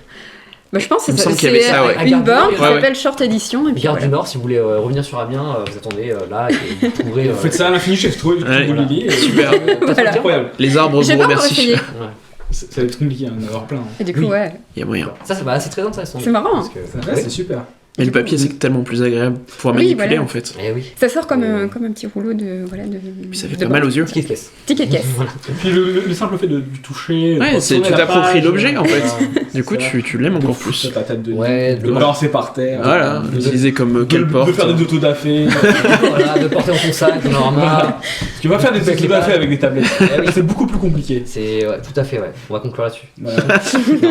Alors par contre, on va bientôt faire une pause, mais est-ce que vous aurez une petite anecdote dans votre parcours d'écrivain Croustillant. ou d'écrivaine croustillante, ouais, où ça tourne très mal, voire très bien, Ou ou, très bien, ou les ouais. deux. Ou les deux. Les deux seraient parfaits. Un truc qui commence très mal et qui finit très bien. Ou l'inverse, un truc qui commence très bien et en fait. Bah. Après, c'est pas vraiment une anecdote horrible ou joyeuse. Non, mais. Mais quand j'étais en 4ème, j'avais commencé à écrire un roman et ça s'appelait Léviathan. Voilà, c'était sur les pirates. Et vu que j'étais en 4ème et que j'étais un petit peu un gosse, j'étais à fond sur Pirates des Caraïbes. Et du coup, j'avais écrit ça, je l'avais présenté. En fait, je le faisais lire à mes camarades de classe et je l'avais fait lire à ma prof de français qui l'avait vraiment aimé. Et je l'ai retrouvé, je l'avais imprimé et je l'ai retrouvé il y a 1 an. Et je l'ai relu et c'était abominable. Les textes étaient trop bizarres. C'était par exemple, ah, moi je m'appelle Kera. Ah, c'est un joli prénom, super. C'est très cassant. Et vraiment, le héros ultra cassant. Et surtout, il tombe amoureux de la fille au bout de 3 pages. Genre, il était au bout de 3 pages. Oh, mon amour, je vais vous sauver et tout. Et c'était vraiment ridicule, mais en même temps trop drôle. Le meilleur cliché, on va aller. Oui. Il y a un coup Et c'est là, mais c'était. Franchement, c'est un super souvenir. Du coup, je l'ai mis dans ma bibliothèque et je le garde précieusement. Comme ça, si un jour j'arrive à publier le roman, je le mettrai à côté. Ouais, c'est ça, c'est très connu, tu vas le faire sortir. Je le ressortirai comme ça. Alors, regardez. Voilà qui j'étais avant. Tout le monde peut le Voilà. faire, ça veut dire. Non, mais au final, c'est ça. Avec un Hein. peu de travail. Mais c'était très drôle. Je m'étais déclenché une crise d'asthme en riant. Ah, ce là À gorge déployée. Quand je ris vraiment trop, je me prends des crises envie d'asthme. de lire ça. Je vous ferai lire des passages. Ah, avec plaisir. Ah bah, toujours. Je prendrai les photos pour tout à l'heure. Très bien. Toi, Lily? Bah ouais, du coup, là, je viens de penser à un petit souvenir, quelque chose qui m'avait énervé justement sur cette plateforme Short Edition. C'est que, bon, voilà, j'ai publié non-lieu. Et on peut commenter de manière plus ou moins... Enfin, oui, normalement, c'est bienveillant. Ouais. Mais là, j'ai reçu un commentaire et ça m'avait beaucoup déplu, Ouais. qui sous-entendait que, voilà, mon héroïne, dans ce roman, était une prostituée. Donc oui, en gros, le commentaire, c'était... Ah bah oui, le viol, c'est pas le même si c'est une prostituée. Donc voilà, Oui, ça m'avait énervé. Donc voilà, C'est vrai que ça peut énerver quand on insulte tes persos. je me suis dit mais pourquoi qu'est-ce qui dans mon poème fait Peut-être penser que Maison c'est Close une... qui Oui, a c'est pu ça, le je pense que c'est ça. Voilà. Je me dis Ça mais peut rendre confus. on peut vraiment comprendre mon poème comme ça, enfin en disant que c'est une prostituée. Après oui. Après, ça peut être aussi une interprétation qui peut donner Oui. un autre sens ou même explorer une autre direction. Après, tant que c'est pas en mode ah bah c'était une pute, bah elle l'a bien cherché, tiens. Ah oui. Tant que c'est pas ça. Oui, tant que c'est Parce pas ça. qu'Internet, on sait que c'est très bienveillant. Ah oui, bah c'est ça. Ah oui, c'est connu. Ouais. Et comme dans cette Et émission, Twitter. on est bienveillant, on vous invite à aller sur le compte de Short Edition et de pourrir le mec en commentaire. Non, je... C'était une Putain, arrête dessus. Allez, lâchez-la, voilà. Non, ne faites pas ça, c'est pas plus intelligent. Bon, Eh bien, voilà, on va conclure sur cette première partie. voilà. Et on va mettre un petit morceau de musique et on se retrouve après pour discuter de choses plus variées, de vos inspirations, de ce que vous aimez, tout ça. Voilà. On se retrouve. À tout de suite. À tout de suite.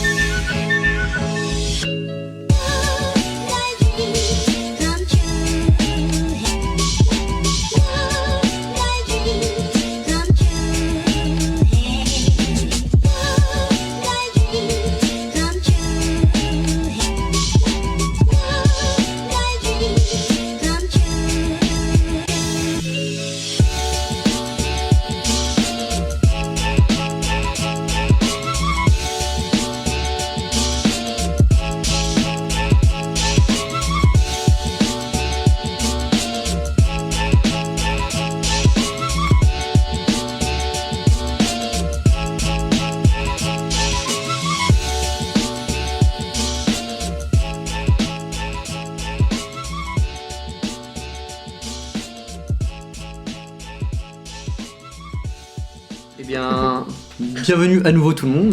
Tout le monde a fait sa petite pause. Vous allez bien? Bien, super, toujours. ouais. Voilà. Bon anniversaire Valentin. Ah, merci beaucoup. C'est son anniversaire. Bon anniversaire. Merci, merci.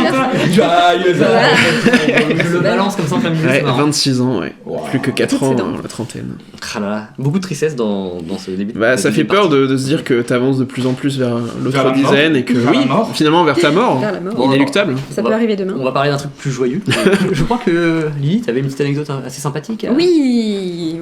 Ah, une autre Alors, ah. Ouais, une autre Ah, anecdote. cool. Ah. une anecdote positive. Sympa cette fois, ok. Sympa. Wow. Donc c'est pour revenir sur la grande lessive. Et c'est positif dans le sens où j'ai écrit une première version qui était plutôt bof. Je l'ai fait lire à mon meilleur ami. Et là, il m'a dit ouais, non. C'est bien, mais il me manque quelque chose. Là, à l'heure à coucher, il est... T'es trop gentil avec lui. Et du coup, c'est une anecdote positive, puisque du coup, ça m'a permis d'écrire quelque chose de mieux. Et c'est positif aussi dans le sens où j'ai réalisé qu'un garçon pouvait vraiment compatir avec Judith, ce personnage féminin, et avoir une espèce de colère face à ce personnage masculin qui est dégoûtant. C'est que ça fonctionne du coup. C'est que ça Eh oui, fonctionne, c'est ça. et voilà. Bah, justement, ce qui est intéressant avec. C'est que ce que j'écris, voilà, c'est pas que pour les filles. Non, mais c'est vrai que c'est très jouissif de le voir se faire humilier et défoncer un peu. C'est vrai. Oui, voilà. Faut savoir aussi que le féminisme, ça peut aussi toucher les garçons dans le sens Oui. Mhm. l'image qu'on a.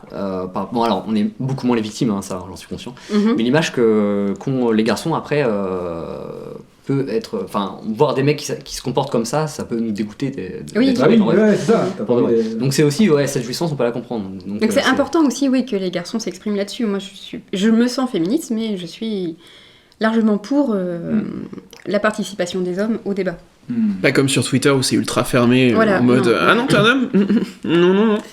Un truc comme ça, Voilà. vraiment très. C'est bien. si les hommes un problème sur s'expriment, Twitter, bravo. Non, mais de toute façon, il faut toujours avoir une discussion, même si t'es pas d'accord avec une personne, c'est le dialogue justement qui te permet d'étoffer ton point de vue, et pas il faut pas justement empêcher les gens de se parler entre eux, quoi. Voilà, l'important c'est que les femmes puissent s'exprimer, voilà, à l'égal des hommes, puisque ça n'a pas été possible pendant longtemps, mais que voilà, si les hommes veulent participer au débat, qu'ils le fassent, et puis Voilà. Donc c'est bien que ce fait. soit- Et que ce soit une vraie égalité. Et qui plus est, tes écrits fonctionnent.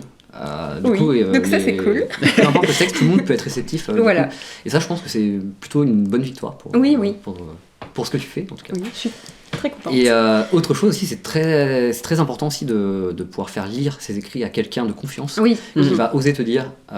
oui, c'est ça. Ce qui ne va pas ou Quelqu'un ce de qui va justement. sincère qui te, voilà, qui... Voilà.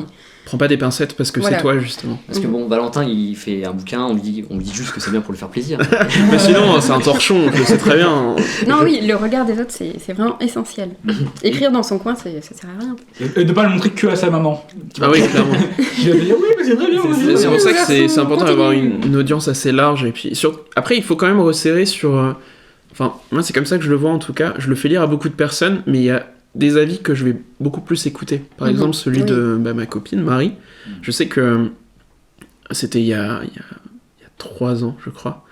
Et en gros, on avait pris une soirée où je lui avais raconté mais toute l'intrigue du roman. Et je l'ai vraiment fait qu'à elle, parce que forcément, c'est la personne en laquelle j'ai le plus confiance. Et du coup, c'était vraiment un moment magique à partager, parce que c'était vraiment tout... je lui délivrais tout, et elle écoutait, et elle aimait en fait. Et surtout, maintenant, à partir de ce moment-là, à chaque fois que j'écrivais ou que j'avais une idée, c'était la première à qui je la disais en fait. Parce que j'avais besoin de savoir si c'était cohérent et si son avis, si elle trouvait ça pertinent, quoi. Ouais. Après, ce qui est cool aussi quand tu veux faire découvrir des choses comme ça à des gens très proches, c'est aussi pas tout leur expliquer. Comme Oui, ça, tu aussi, leur fais ouais. lire des petits morceaux, et puis eux, après, ils ont une certaine attente. C'est ça. Et tu vois que, voilà... Après, je l'avais fait après lui avoir fait Parce que après, lire si le tu début. racontes tout... Oui, clairement, les après, c'est gens, plus la même chose. Il n'y a plus cette petite excitation de savoir C'est ce qui ça. va se passer après. Et justement, à la fois c'est cool pour elle et pas cool, c'est que elle sera jamais vraiment surprise par le roman, mais quand elle lit un chapitre et qu'elle voit des petits indices sur la suite Oui. que personne ne voit, elle est en mode ah, je l'ai vu. Moi, je Ah, sais ce qui va se ouais. passer. Et à quel tu le vois du coup? Bah c'est ça, et c'est pour ça qu'après j'ai d'autres amis de confiance à qui je fais juste lire sans leur dévoiler quoi que ce soit, et c'est plus Oui. c'est cool du coup de voir leur surprise. Du coup, il y a 2 parties qu'il faut, je pense, pour avoir une bonne vision sur ton œuvre. Très bien, ça, c'est un très bon conseil. Retenez-le bien. Si vous aussi vous voulez faire partager des œuvres à vous, c'est très important. Non, on va parler un petit peu d'inspiration et d'influence, parce que on n'est pas auteur comme ça. Forcément, on s'est nourri juste avant. Et alors là, vous pouvez name drop plein de trucs qui vous a aidé à vous former. Et comme je disais, pas forcément que de la littérature. Les jeux vidéo aussi, les films, de la musique aussi. La musique, c'est inspirant aussi, ouais. Alors, qui commence ? Bon, je veux bien. Vas-y. Moi, à la base, j'ai plus une formation plutôt littéraire classique. Donc, j'ai lu beaucoup d'œuvres classiques, plutôt des œuvres françaises, Victor Hugo, Zola, etc. Et quand j'étais jeune, j'ai eu plusieurs révolutions littéraires. Donc, une des révolutions importantes, c'est Jane Eyre, de Charlotte Brontë, où là, j'ai vraiment découvert un personnage féminin fort qui reste vraiment fidèle. Elle reste fidèle à elle-même, malgré l'amour, malgré les déceptions. Elle suit sa route, et ça, c'est ce qui me paraît vraiment important pour un personnage. C'est d'avoir des convictions, d'agir en fonction de ses opinions et de ne pas se trahir. Donc je trouve qu'un personnage qui a du caractère, un personnage qui agit, c'est vraiment l'essentiel pour une bonne histoire. Et même si c'est un peu plus faible au niveau du style littéraire, c'est pas si grave si vraiment on a un personnage qui tient la route.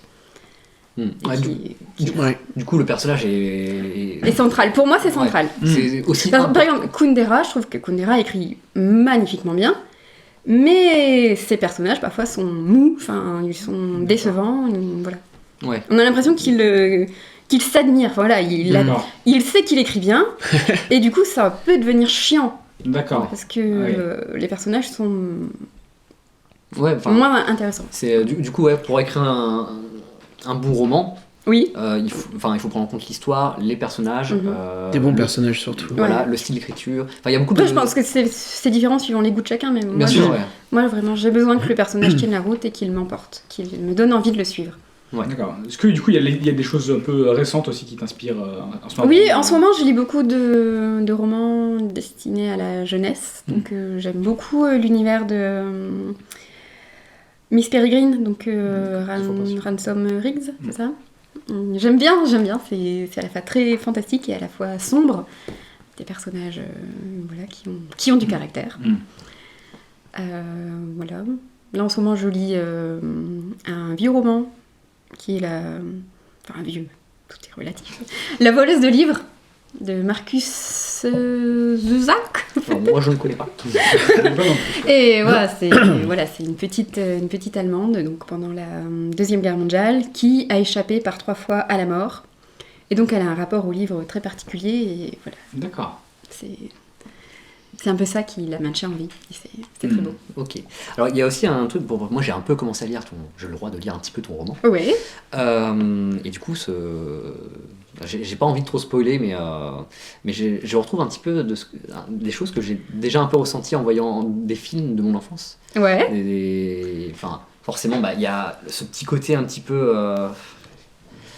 Alors moi je pense même à des trucs un peu plus obscurs comme le fait d'avoir un voyage initiatique, donc on a eu forcément Chihiro, Alice, là je parle vraiment très large, mais après tu sais aussi quand tu rentres dans un monde, James et la pêche géante et tout comme ça, c'est vraiment, tu sais, quand j'ai l'impression que tu as vraiment une espèce de il y a un côté vraiment littérature jeunesse, mais très initiatique. Oui. Dans le truc où en fait l'imagination de l'enfant va au-delà un petit peu de la réalité. Et c'est ça, oui. T'accompagnes le lecteur sur. Oui, c'est comme à un moment il y a un passage où donc ça se passe à Amiens. Il y a des passages qui se passent à Amiens. D'accord. Et où on a donc le gros serpent qui se trouve au parc Saint-Pierre.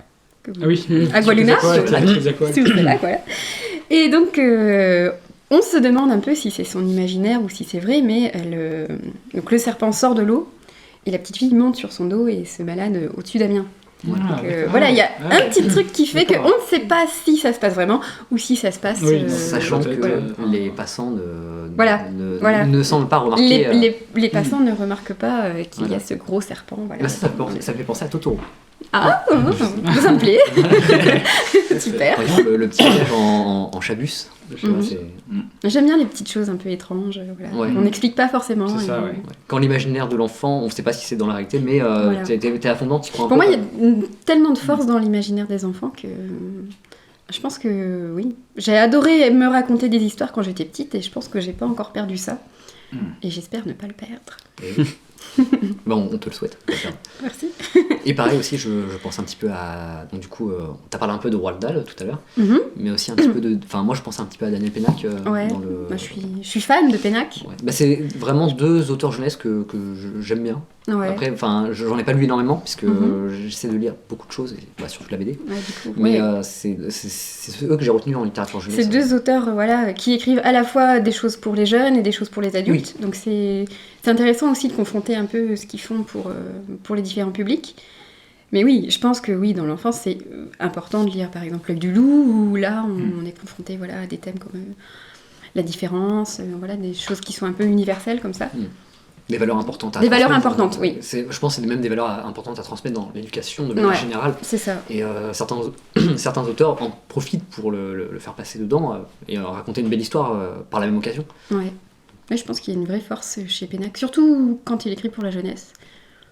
Un style un peu plus complexe pour les adultes. Ouais, évidemment. Ouais. Il a illustré c'est Manu Larsonnet qui a illustré le journal d'un corps de Pénac. Où là, on sait que c'est pas vraiment pour les enfants. Enfin, oui, c'est plus philosophique. Ouais. Donc, un auteur complet en tout cas. Ouais, un auteur que j'adore. Voilà. Si tu as d'autres références, tu peux. Sinon après peut-être que Valentin. Oui, Valentin, on va laisser parler Valentin. Il va en dire et ça va te revenir aussi. Oui, peut-être. Comme influence, j'ai. En fait, tu lis pas. Je ne lis pas. Non, je lisais énormément quand j'étais petit, donc quand j'étais plus jeune. Donc vraiment au collège, j'aimais beaucoup. Forcément Harry Potter. Donc ça c'était plutôt enfance, adolescence. Il y a eu quoi d'autre ? Vraiment les bouquins qui m'ont marqué. Il y avait Eragon aussi, la série Eragon, mais c'était pas non plus. Ça volait pas très haut, mais c'était vraiment le premier bouquin de fantasy, je pense, que j'ai lu. Avant, c'était plus du fantastique avec Harry Potter. Il y avait Ewilan aussi, je sais pas si vous connaissez. Oui, de Bottero, c'est ça ? Oui, qui est malheureusement mort avant d'avoir fini sa série suivante. Du coup, il y avait Ewilan, j'avais vraiment beaucoup aimé. Quoi d'autre ? Qu'est-ce qu'il y avait d'autre qui m'avait vraiment marqué ? Là tout de suite il n'y a pas grand chose qui me vient en tête. Au niveau actuel j'ai beaucoup lu Lovecraft ces derniers temps. Il y a eu aussi Howard, donc celui qui a fait Conan et Solomon Kane. C'est vraiment les bases de la fantasy, ça avait été écrit avant Le Seigneur des Anneaux. Du coup j'étais intéressé c'est Robert E. Howard, c'est ça et j'avais vraiment envie de découvrir ça, parce que je me disais que c'est quand même les bases de la fantasy, il faut quand même que j'arrive à voir ce que c'est. Donc Conan, j'ai vraiment beaucoup aimé, c'est plein de nouvelles. Après, il y a un truc frustrant avec les nouvelles de Conan, c'est que, déjà, c'est un petit peu vieux, donc il y a certains thèmes abordés qui sont un petit peu datés, on va dire. Ouais. Par exemple, le traitement des femmes, ou par exemple des personnes de couleur. Dans les nouvelles, c'est pas franchement super progressiste, c'est comme Lovecraft, finalement. Mais après... c'est vraiment intéressant. Mais c'est un peu frustrant parce que tu sens quand même la limite, c'est que les nouvelles étaient publiées dans un magazine et des fois la fin est vraiment abrupte en fait. Ouais. Tu sens qu'il était limité par le nombre de pages ou par mots, je sais pas comment ça fonctionne. La contrainte commerciale l'emporte. Tu sens qu'il l'emporte sur. Mais il y a quand même des classiques, il y a quand même des gros classiques et même au niveau de la façon dont c'est écrit, c'est vraiment c'est fluide en fait. C'est une manière d'écrire que j'aime. Ça va droit au but. Ça prend pas non plus trop de temps pour s'attarder sur des détails qui n'ont pas d'importance. Après, récemment, en fait, j'ai un problème, c'est que depuis que j'écris le roman, j'ai du mal à lire d'autres bouquins, en fait. J'ai du mal à mettre dedans, et j'ai trop peur d'un jour tomber sur un bouquin qui va vraiment me chambouler trop, et qui va altérer complètement la vision que j'avais de mon bouquin. D'accord. J'ai envie de finir, en fait, le premier tome avant de... Avec ton bagage c'est ça. En fait, j'ai envie que ça reste plus authentique, vraiment, de moi, avant de laisser d'autres auteurs m'influencer. Je sais que le dernier auteur que j'ai vraiment beaucoup aimé, c'est Maurice Druon. C'est un auteur, je crois qu'il est mort en 70, je crois. Bon, enfin bref, il écrivait dans les années 50, 60, 70, et c'est lui qui a écrit la série de livres Les Rois Maudits. C'est cette série qui a inspiré George R. R. Martin pour Game of Thrones. Okay, ouais. Et ce qui est drôle, c'est que j'avais envie de me procurer les tomes, et quand je suis allé dans la maison de mes grands-parents, qui sont décédés, mes grands-parents qui vivent dans l'Aveyron, j'ai fouillé leur bibliothèque et j'ai trouvé tous les livres des Rois Maudits en version ancienne en fait. Donc super belle, donc j'ai tout embarqué pour la mettre dans ma bibliothèque. Avec le prix en francs dessus. C'est ça, mais vraiment une très belle reliure. Vraiment les livres un peu dans le style des anciens livres quoi. Donc j'ai pas encore tout lu, j'ai commencé, mais comme d'habitude j'ai beaucoup de mal à finir un bouquin en fait. Je sais pas pourquoi je me dissipe énormément parce qu'à chaque fois je me dis tu devrais être en train d'écrire au lieu de lire. Et ça m'arrive pour pas mal d'activités. Et je pense qu'une fois que je me serai libéré du premier tome, ça ira mieux à ce niveau-là. Et Maurice Druon, il avait aussi écrit Les Mémoires de Zeus. Il a été réédité il y a pas longtemps. En fait, en gros, il reprend tous les mythes de la mythologie grecque, donc un truc que j'adore depuis que je suis tout petit. Et il essaie de les rendre plus cohérents entre eux. Donc en gros, c'est comme si tu lisais la biographie de Zeus, en fait, son autobiographie. Donc il parle à la première personne. Et c'est vraiment intéressant déjà pour se replonger dans les mythes, dans la mythologie grecque. Et surtout, c'était vraiment agréable à lire, en fait. Ça m'a donné pas mal d'idées aussi sur la façon dont une personne divine peut réfléchir, en fait. Ouais, c'est une interprétation, le mec a réécrit ça... C'est ça, il a réécrit de son point de vue, en fait, en réinterprétant tous les mythes. Et c'était vraiment très intéressant. Après, niveau influence, c'est surtout... j'ai beaucoup joué aux jeux vidéo, surtout. C'est tous les RPG, donc... tout ce qui est Fable aussi, ouais, les histoires interactives en fait. J'aime beaucoup quand tu crées ton personnage, que t'es plongé dans un univers vraiment vaste, et cette histoire tu te l'appropries au travers de ton personnage, de ce qu'il expérimente, des romances qu'il peut avoir, etc. Il y avait un jeu vraiment qui m'avait énormément motivé à écrire quand j'étais au lycée, c'était Dragon Age Origins. Bon, les suites sont vraiment pas bonnes, mais celui-ci était vraiment exceptionnel. Genre le système de jeu était bien, mais c'était surtout l'histoire, c'était vraiment une grande fable épique, et ça m'avait marqué vraiment beaucoup. Et je pense que c'est vraiment l'un des jeux qui m'a le plus marqué au niveau de l'écriture, au niveau de l'univers. C'était vraiment bien. D'accord. Voilà, il en parle avec passion. Ah ouais, mais vraiment, c'est un de mes jeux préférés. Et... il est même en train de pleurer. Ah, je pleure. Vous ne voyez pas, mais il pleure. Après, il y avait tous les jeux vidéo un petit peu plus féeriques, comme Kingdom Hearts, The Legend of Zelda aussi. Évidemment. Ça, c'est la base, parce que c'est vraiment les premiers jeux qui m'ont vraiment marqué, avec Wind Waker, Twilight Princess, tout ça. Et je pense que ça a quand même dû beaucoup me marquer dans la création de mon univers, même les mangas au final. Il y a beaucoup de choses. Je pense que mon roman, c'est un concentré de beaucoup d'influences que j'ai eues. Après, il y a eu Star Wars, forcément. Parce que Star Wars, pas tant l'histoire, mais l'univers, en fait. Il m'a fasciné vraiment depuis que je suis tout petit. L'histoire, elle est vraiment... Je trouve que c'est vraiment grandiose, en fait. Et c'est ça que je veux réussir à faire. Enfin, si je peux réussir à faire ça. Mais c'est vraiment créer un univers qui vit au-delà de l'œuvre principale, en fait. Ouais. On sent de toute façon quand t'écris, on sent qu'il y a du background qui est pas forcément encore expliqué, mais qui a eu son importance ou qui aura son importance. C'est créer une toile, en fait. Ouais, mais est-ce que ça te plairait que des gens extendent ton univers face à un... Après, alors là, dans l'état des choses, non, parce que pour l'instant, j'ai envie d'être le seul maître là-dessus, mais après, pourquoi pas, en vrai, je pense que il y a des histoires qui peuvent être racontées dont j'ai même pas eu l'idée, tout en respectant l'univers. En fait, c'est ça le truc, il faut que ça respecte l'univers. Tant que la personne, elle est capable de faire ça, pourquoi pas, en fait, faire des collaborations ou des choses comme ça.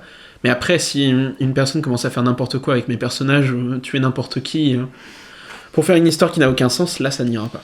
Après, je sais pas exactement comment ça marche, mais le fait de faire une sorte de passation d'œuvre, mais... Ça doit être difficile quand même d'abandonner son bébé comme ça. Si tu dois le faire, je pense que tu essaies de choisir la personne. C'est ça, il faut avoir quelqu'un de confiance, pas faire comme George Lucas qui s'est fait un petit peu douiller sur la vente de Star Wars. En gros, le patron de Disney lui avait dit qu'il garderait le contrôle créatif s'il lui vendait. Il lui a dit, ouais, en gros, George Lucas, tu commences à vieillir, tu seras peut-être pas toujours là, il faut que tu remettes ton bébé à quelqu'un de confiance, donne-le à Disney, on te laissera le contrôle créatif sur la prochaine trilogie. Du coup, il a dit oui, forcément, et après, ils ont jeté son script et lui ont dit, bon, bah, en fait, non, on va faire nos trucs dans notre coin. Il a mal lu le contrat.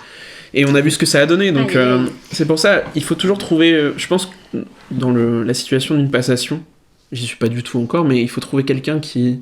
en fait, ton héritier spirituel, quoi. Je parlais pas spécialement de passation, moi, mais je parlais vraiment d'univers étendu. Après, ouais, pourquoi pas. Type bande dessinée, quelqu'un décide de faire une bande dessinée... Tu peux me confier... Mais il faudrait quand même que j'ai du contrôle dessus, je pense. Ouais. Genre, au moins que j'ai un droit de regard. Un jeu vidéo. Un jeu vidéo, ce serait trop bien, mais il faudrait que j'ai un droit de regard pour aider justement à ce que l'œuvre s'imbrique parfement dans la toile, en fait. Et qu'elle garde la cohérence. C'est ça. Tant qu'il y a de la cohérence, ouais, ça me gêne pas. Par exemple, si, imaginons, il y a une période que j'ai pas vraiment imaginée. En gros, là, dans le roman... Ils sont dans l'an 1300 et quelques. Et en gros, je me dis, s'il y a quelqu'un qui veut faire une histoire, imaginons entre 400 et 600, il n'y a rien qui a vraiment été impactant dans cette période pour l'instant dans ma tête. S'il y a quelque chose à apporter, ça peut être intéressant aussi. Mais ouais, toujours avec ce droit de regard. C'est ça, oui, parce que... Si tu sens qu'un truc va te foutre dans la merde... En plus, je suis vraiment très... j'aime bien vraiment contrôler dans la création. Parce que je m'estime un peu garant de la qualité du truc à la fin, et j'ai envie que ça reste un bel ensemble. Bien, parce que tu te fais confiance et tu aimes ton œuvre. Et surtout, si je me trompe, je peux m'en vouloir qu'à moi. Ouais. Et j'aimerais pas savoir que j'ai potentiellement... Enfin, que je puisse blâmer quelqu'un, ça me plairait pas en fait. Parce que je me dirais, ça se trouve, si ça n'a pas marché parce que j'ai laissé trop de liberté ou un truc comme ça. Ouais. En fait, c'est un processus très créatif et un peu égoïste aussi. Mais... Bah, ça t'appartient donc c'est. C'est ton bébé en fait. T'as pas envie que ton bébé il se fasse malmener par quelqu'un d'autre ou jeter à la poubelle ou mutiler quoi. Tout à fait. Sauf si t'es un peu bizarre et que t'aimes bien que ton bébé se fasse mutiler, mais je pense pas. On va rien dire. Ça existe, hein, mais bon, on n'est pas là pour parler de ça. C'est vrai. J'allais dire ça existe pas, mais bon. Ça existe malheureusement. Est-ce qu'il y a eu une œuvre où il y a eu un avant et un après au niveau de la littérature? Toi, chez vous. Toi, Lily, tu parlais déjà de Jenner. Voilà. De Jenner, ouais. Vraiment, ouais. Après, oui, il y a eu aussi. Ne vous moquez pas de l'oiseau moqueur. Non, oui, c'est ça. Harper Lee. Harper Lee. Ouais. C'est ça le titre exact. Je suis vraiment une bille niveau culture littéraire, mais. Oui. C'est un livre que j'ai lu au lycée. Et ça m'a donné envie de lire de la littérature actuelle. Donc ça, c'est vraiment quelque chose qui a été un chamboulement dans ce sens-là. Où avant, je lisais beaucoup de la littérature classique et je ne savais pas comment savoir si une œuvre moderne pouvait être intéressante ou pas, puisqu'il y avait vraiment... On écrit plus aujourd'hui qu'avant. C'est vrai qu'on a c'est plus accessible aussi. On a tellement fait confiance à l'éducation nationale et tout le corpus littéraire de l'enseignement pour dire qu'est-ce qui était bien et qu'est-ce qui ne l'était pas, que finalement les choses étaient évidentes mais sans qu'on sache trop pourquoi. On peut pas tout lire, se dire peut pas tout lire, se dire ça c'est bien, ça c'est pas bien. Enfin, on n'a pas le temps, on n'a pas assez de vie pour pouvoir tout lire. Donc au bout d'un moment, on est obligé de se fier aux avis des autres. Donc là, c'était une belle découverte. C'est une belle découverte. Et ça m'a donné envie de lire des choses plus actuelles. Ouais. C'est toujours difficile, mais je vois ce que tu veux dire. Parce que c'est pour ça que j'en lis pas beaucoup finalement. Parce que, je me mets un peu en danger, de se dire oui. Ouais. Après, c'est vrai que des fois, je regarde des vidéos, des trucs comme ça, et un mec avait dit sur une interview, elle lisait Claire de Femme de. Je sais plus comment il s'appelle l'auteur. Mais ça m'a donné envie, ce gars-là, je lui fais confiance parce que j'aime bien son contenu, j'aime bien ce qu'il fait, c'est un mec qui aime beaucoup la poésie, donc pourquoi pas. Ce qui se vend bien n'est pas forcément bon à lire. Oui. C'est 50 degrés. Donc voilà, il faut essayer de creuser, essayer de chercher et faire confiance aux gens qui lisent beaucoup pour être aiguillés. Ouais. Et toi ? Je pense il y a eu pas mal d'influences. Après, la dernière, vraiment l'œuvre que j'ai adorée, c'est un manga, du coup. Et c'est Berserk. C'était vraiment incroyable. J'en avais entendu parler déjà, mais c'est tellement... Déjà, les dessins sont sublimes. C'est incroyablement beau. Je crois que ça a commencé dans les années 80 et ça continue parce que l'auteur prend vraiment le temps de faire chacune de ses planches. Et l'histoire, elle est tellement sombre, c'est tragique, il n'y a pas d'espoir, en fait. Au début, en tout cas, dans la première partie du manga. Il n'y a vraiment aucun espoir, et ce côté vraiment dark fantasy, ça m'inspire beaucoup pour les événements les plus tragiques dans mon bouquin aussi. Ouais. C'est vraiment l'humain fragile, qui se fait malmener partout, par l'existence, par des monstres, par... Juste, il n'y aura pas de fin heureuse, et ça c'est vraiment... Ouais, c'est quelqu'un qui souffre comme ça, et comment il fait face à ça, quoi. C'est le héros, il est né, sa mère était morte, il est né d'un cadavre du coup, il s'est fait récupérer par des mercenaires, les mercenaires l'ont malmené, après il s'est fait violer, après il se fait mutiler et tout, la femme qu'il aime elle se fait briser psychologiquement. Le mec il raconte tout. Non mais je mets comme ça les petits détails, après c'est une œuvre qui est sortie quand même il y a assez longtemps, mais c'est vraiment... Mais à la fin il y a Bruce Willis, il est mort. Voilà.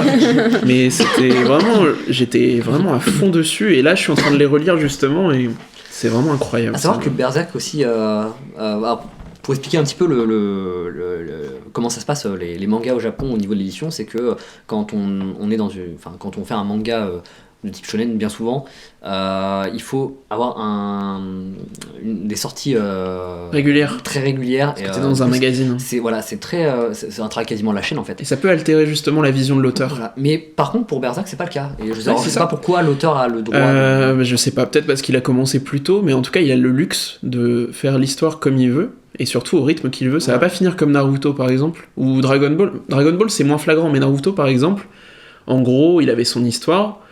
Et le truc c'est que quand il a voulu arrêter, l'éditeur a fait bah non ça rapporte trop de thunes, donc continue avec un autre arc, fais un truc comme ça, et au final la qualité elle a baissé incroyablement, parce que la création est complètement enserrée par le fric.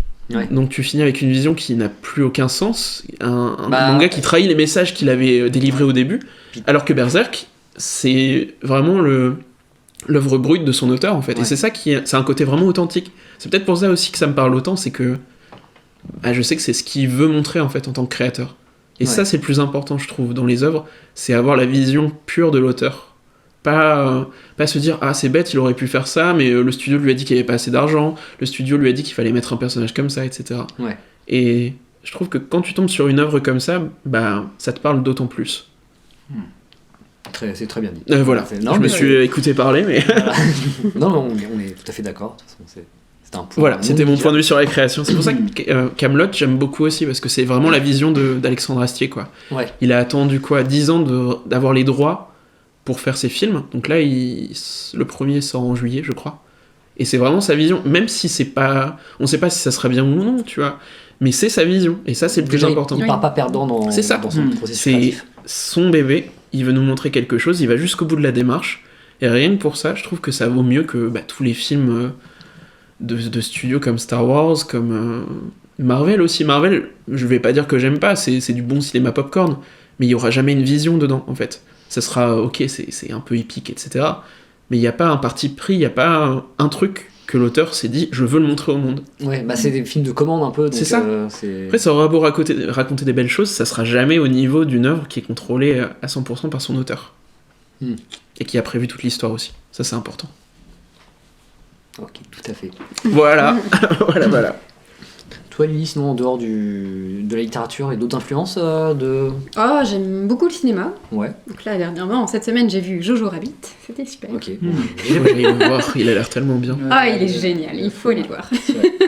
Allez-y. Allez, c'est parti, on y va tout de suite. Ciné Saint-Leu.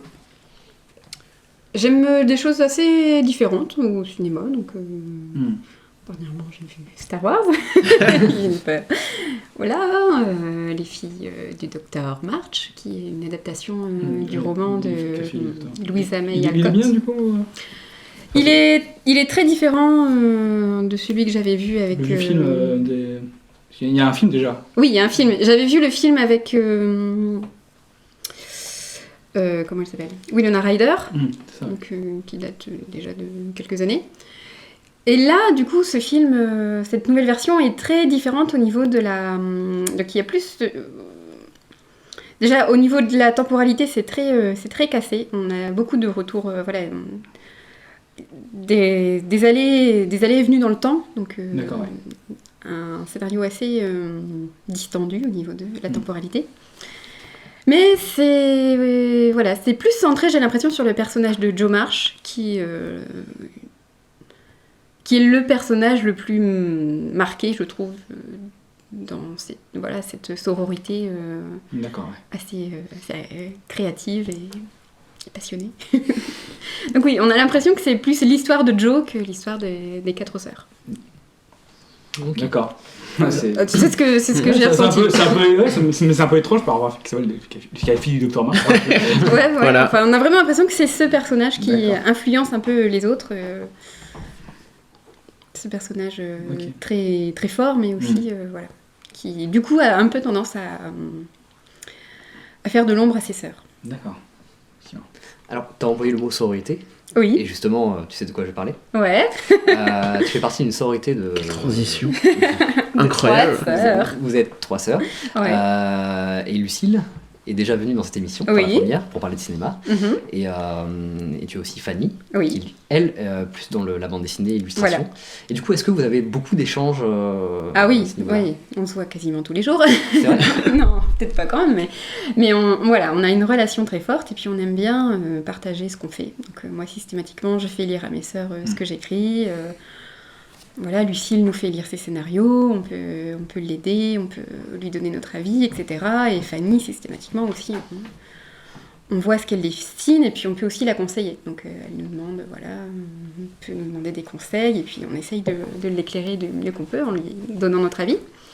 Donc c'est vraiment une relation agréable, merveilleuse, très, très forte. Très... Ouais, puis c'est vraiment un échange artistique. Quand, oui, on a quand t'aimes Sans l'art, épauler c'est- au final. Oui, puis on a la chance d'aimer toutes les trois l'art, que ce soit sous des formes différentes. Ouais, c'est ça qui est vraiment. On riche. s'épanouit comme ça et on aime bien partager ce qu'on fait. Et une espèce de solidarité entre nous qui nous pousse plutôt vers le haut. Donc, Ouais. Donc, le on soutien, s'entraide les ça. unes les autres et puis on Et d'ailleurs- discute de ce qu'on fait.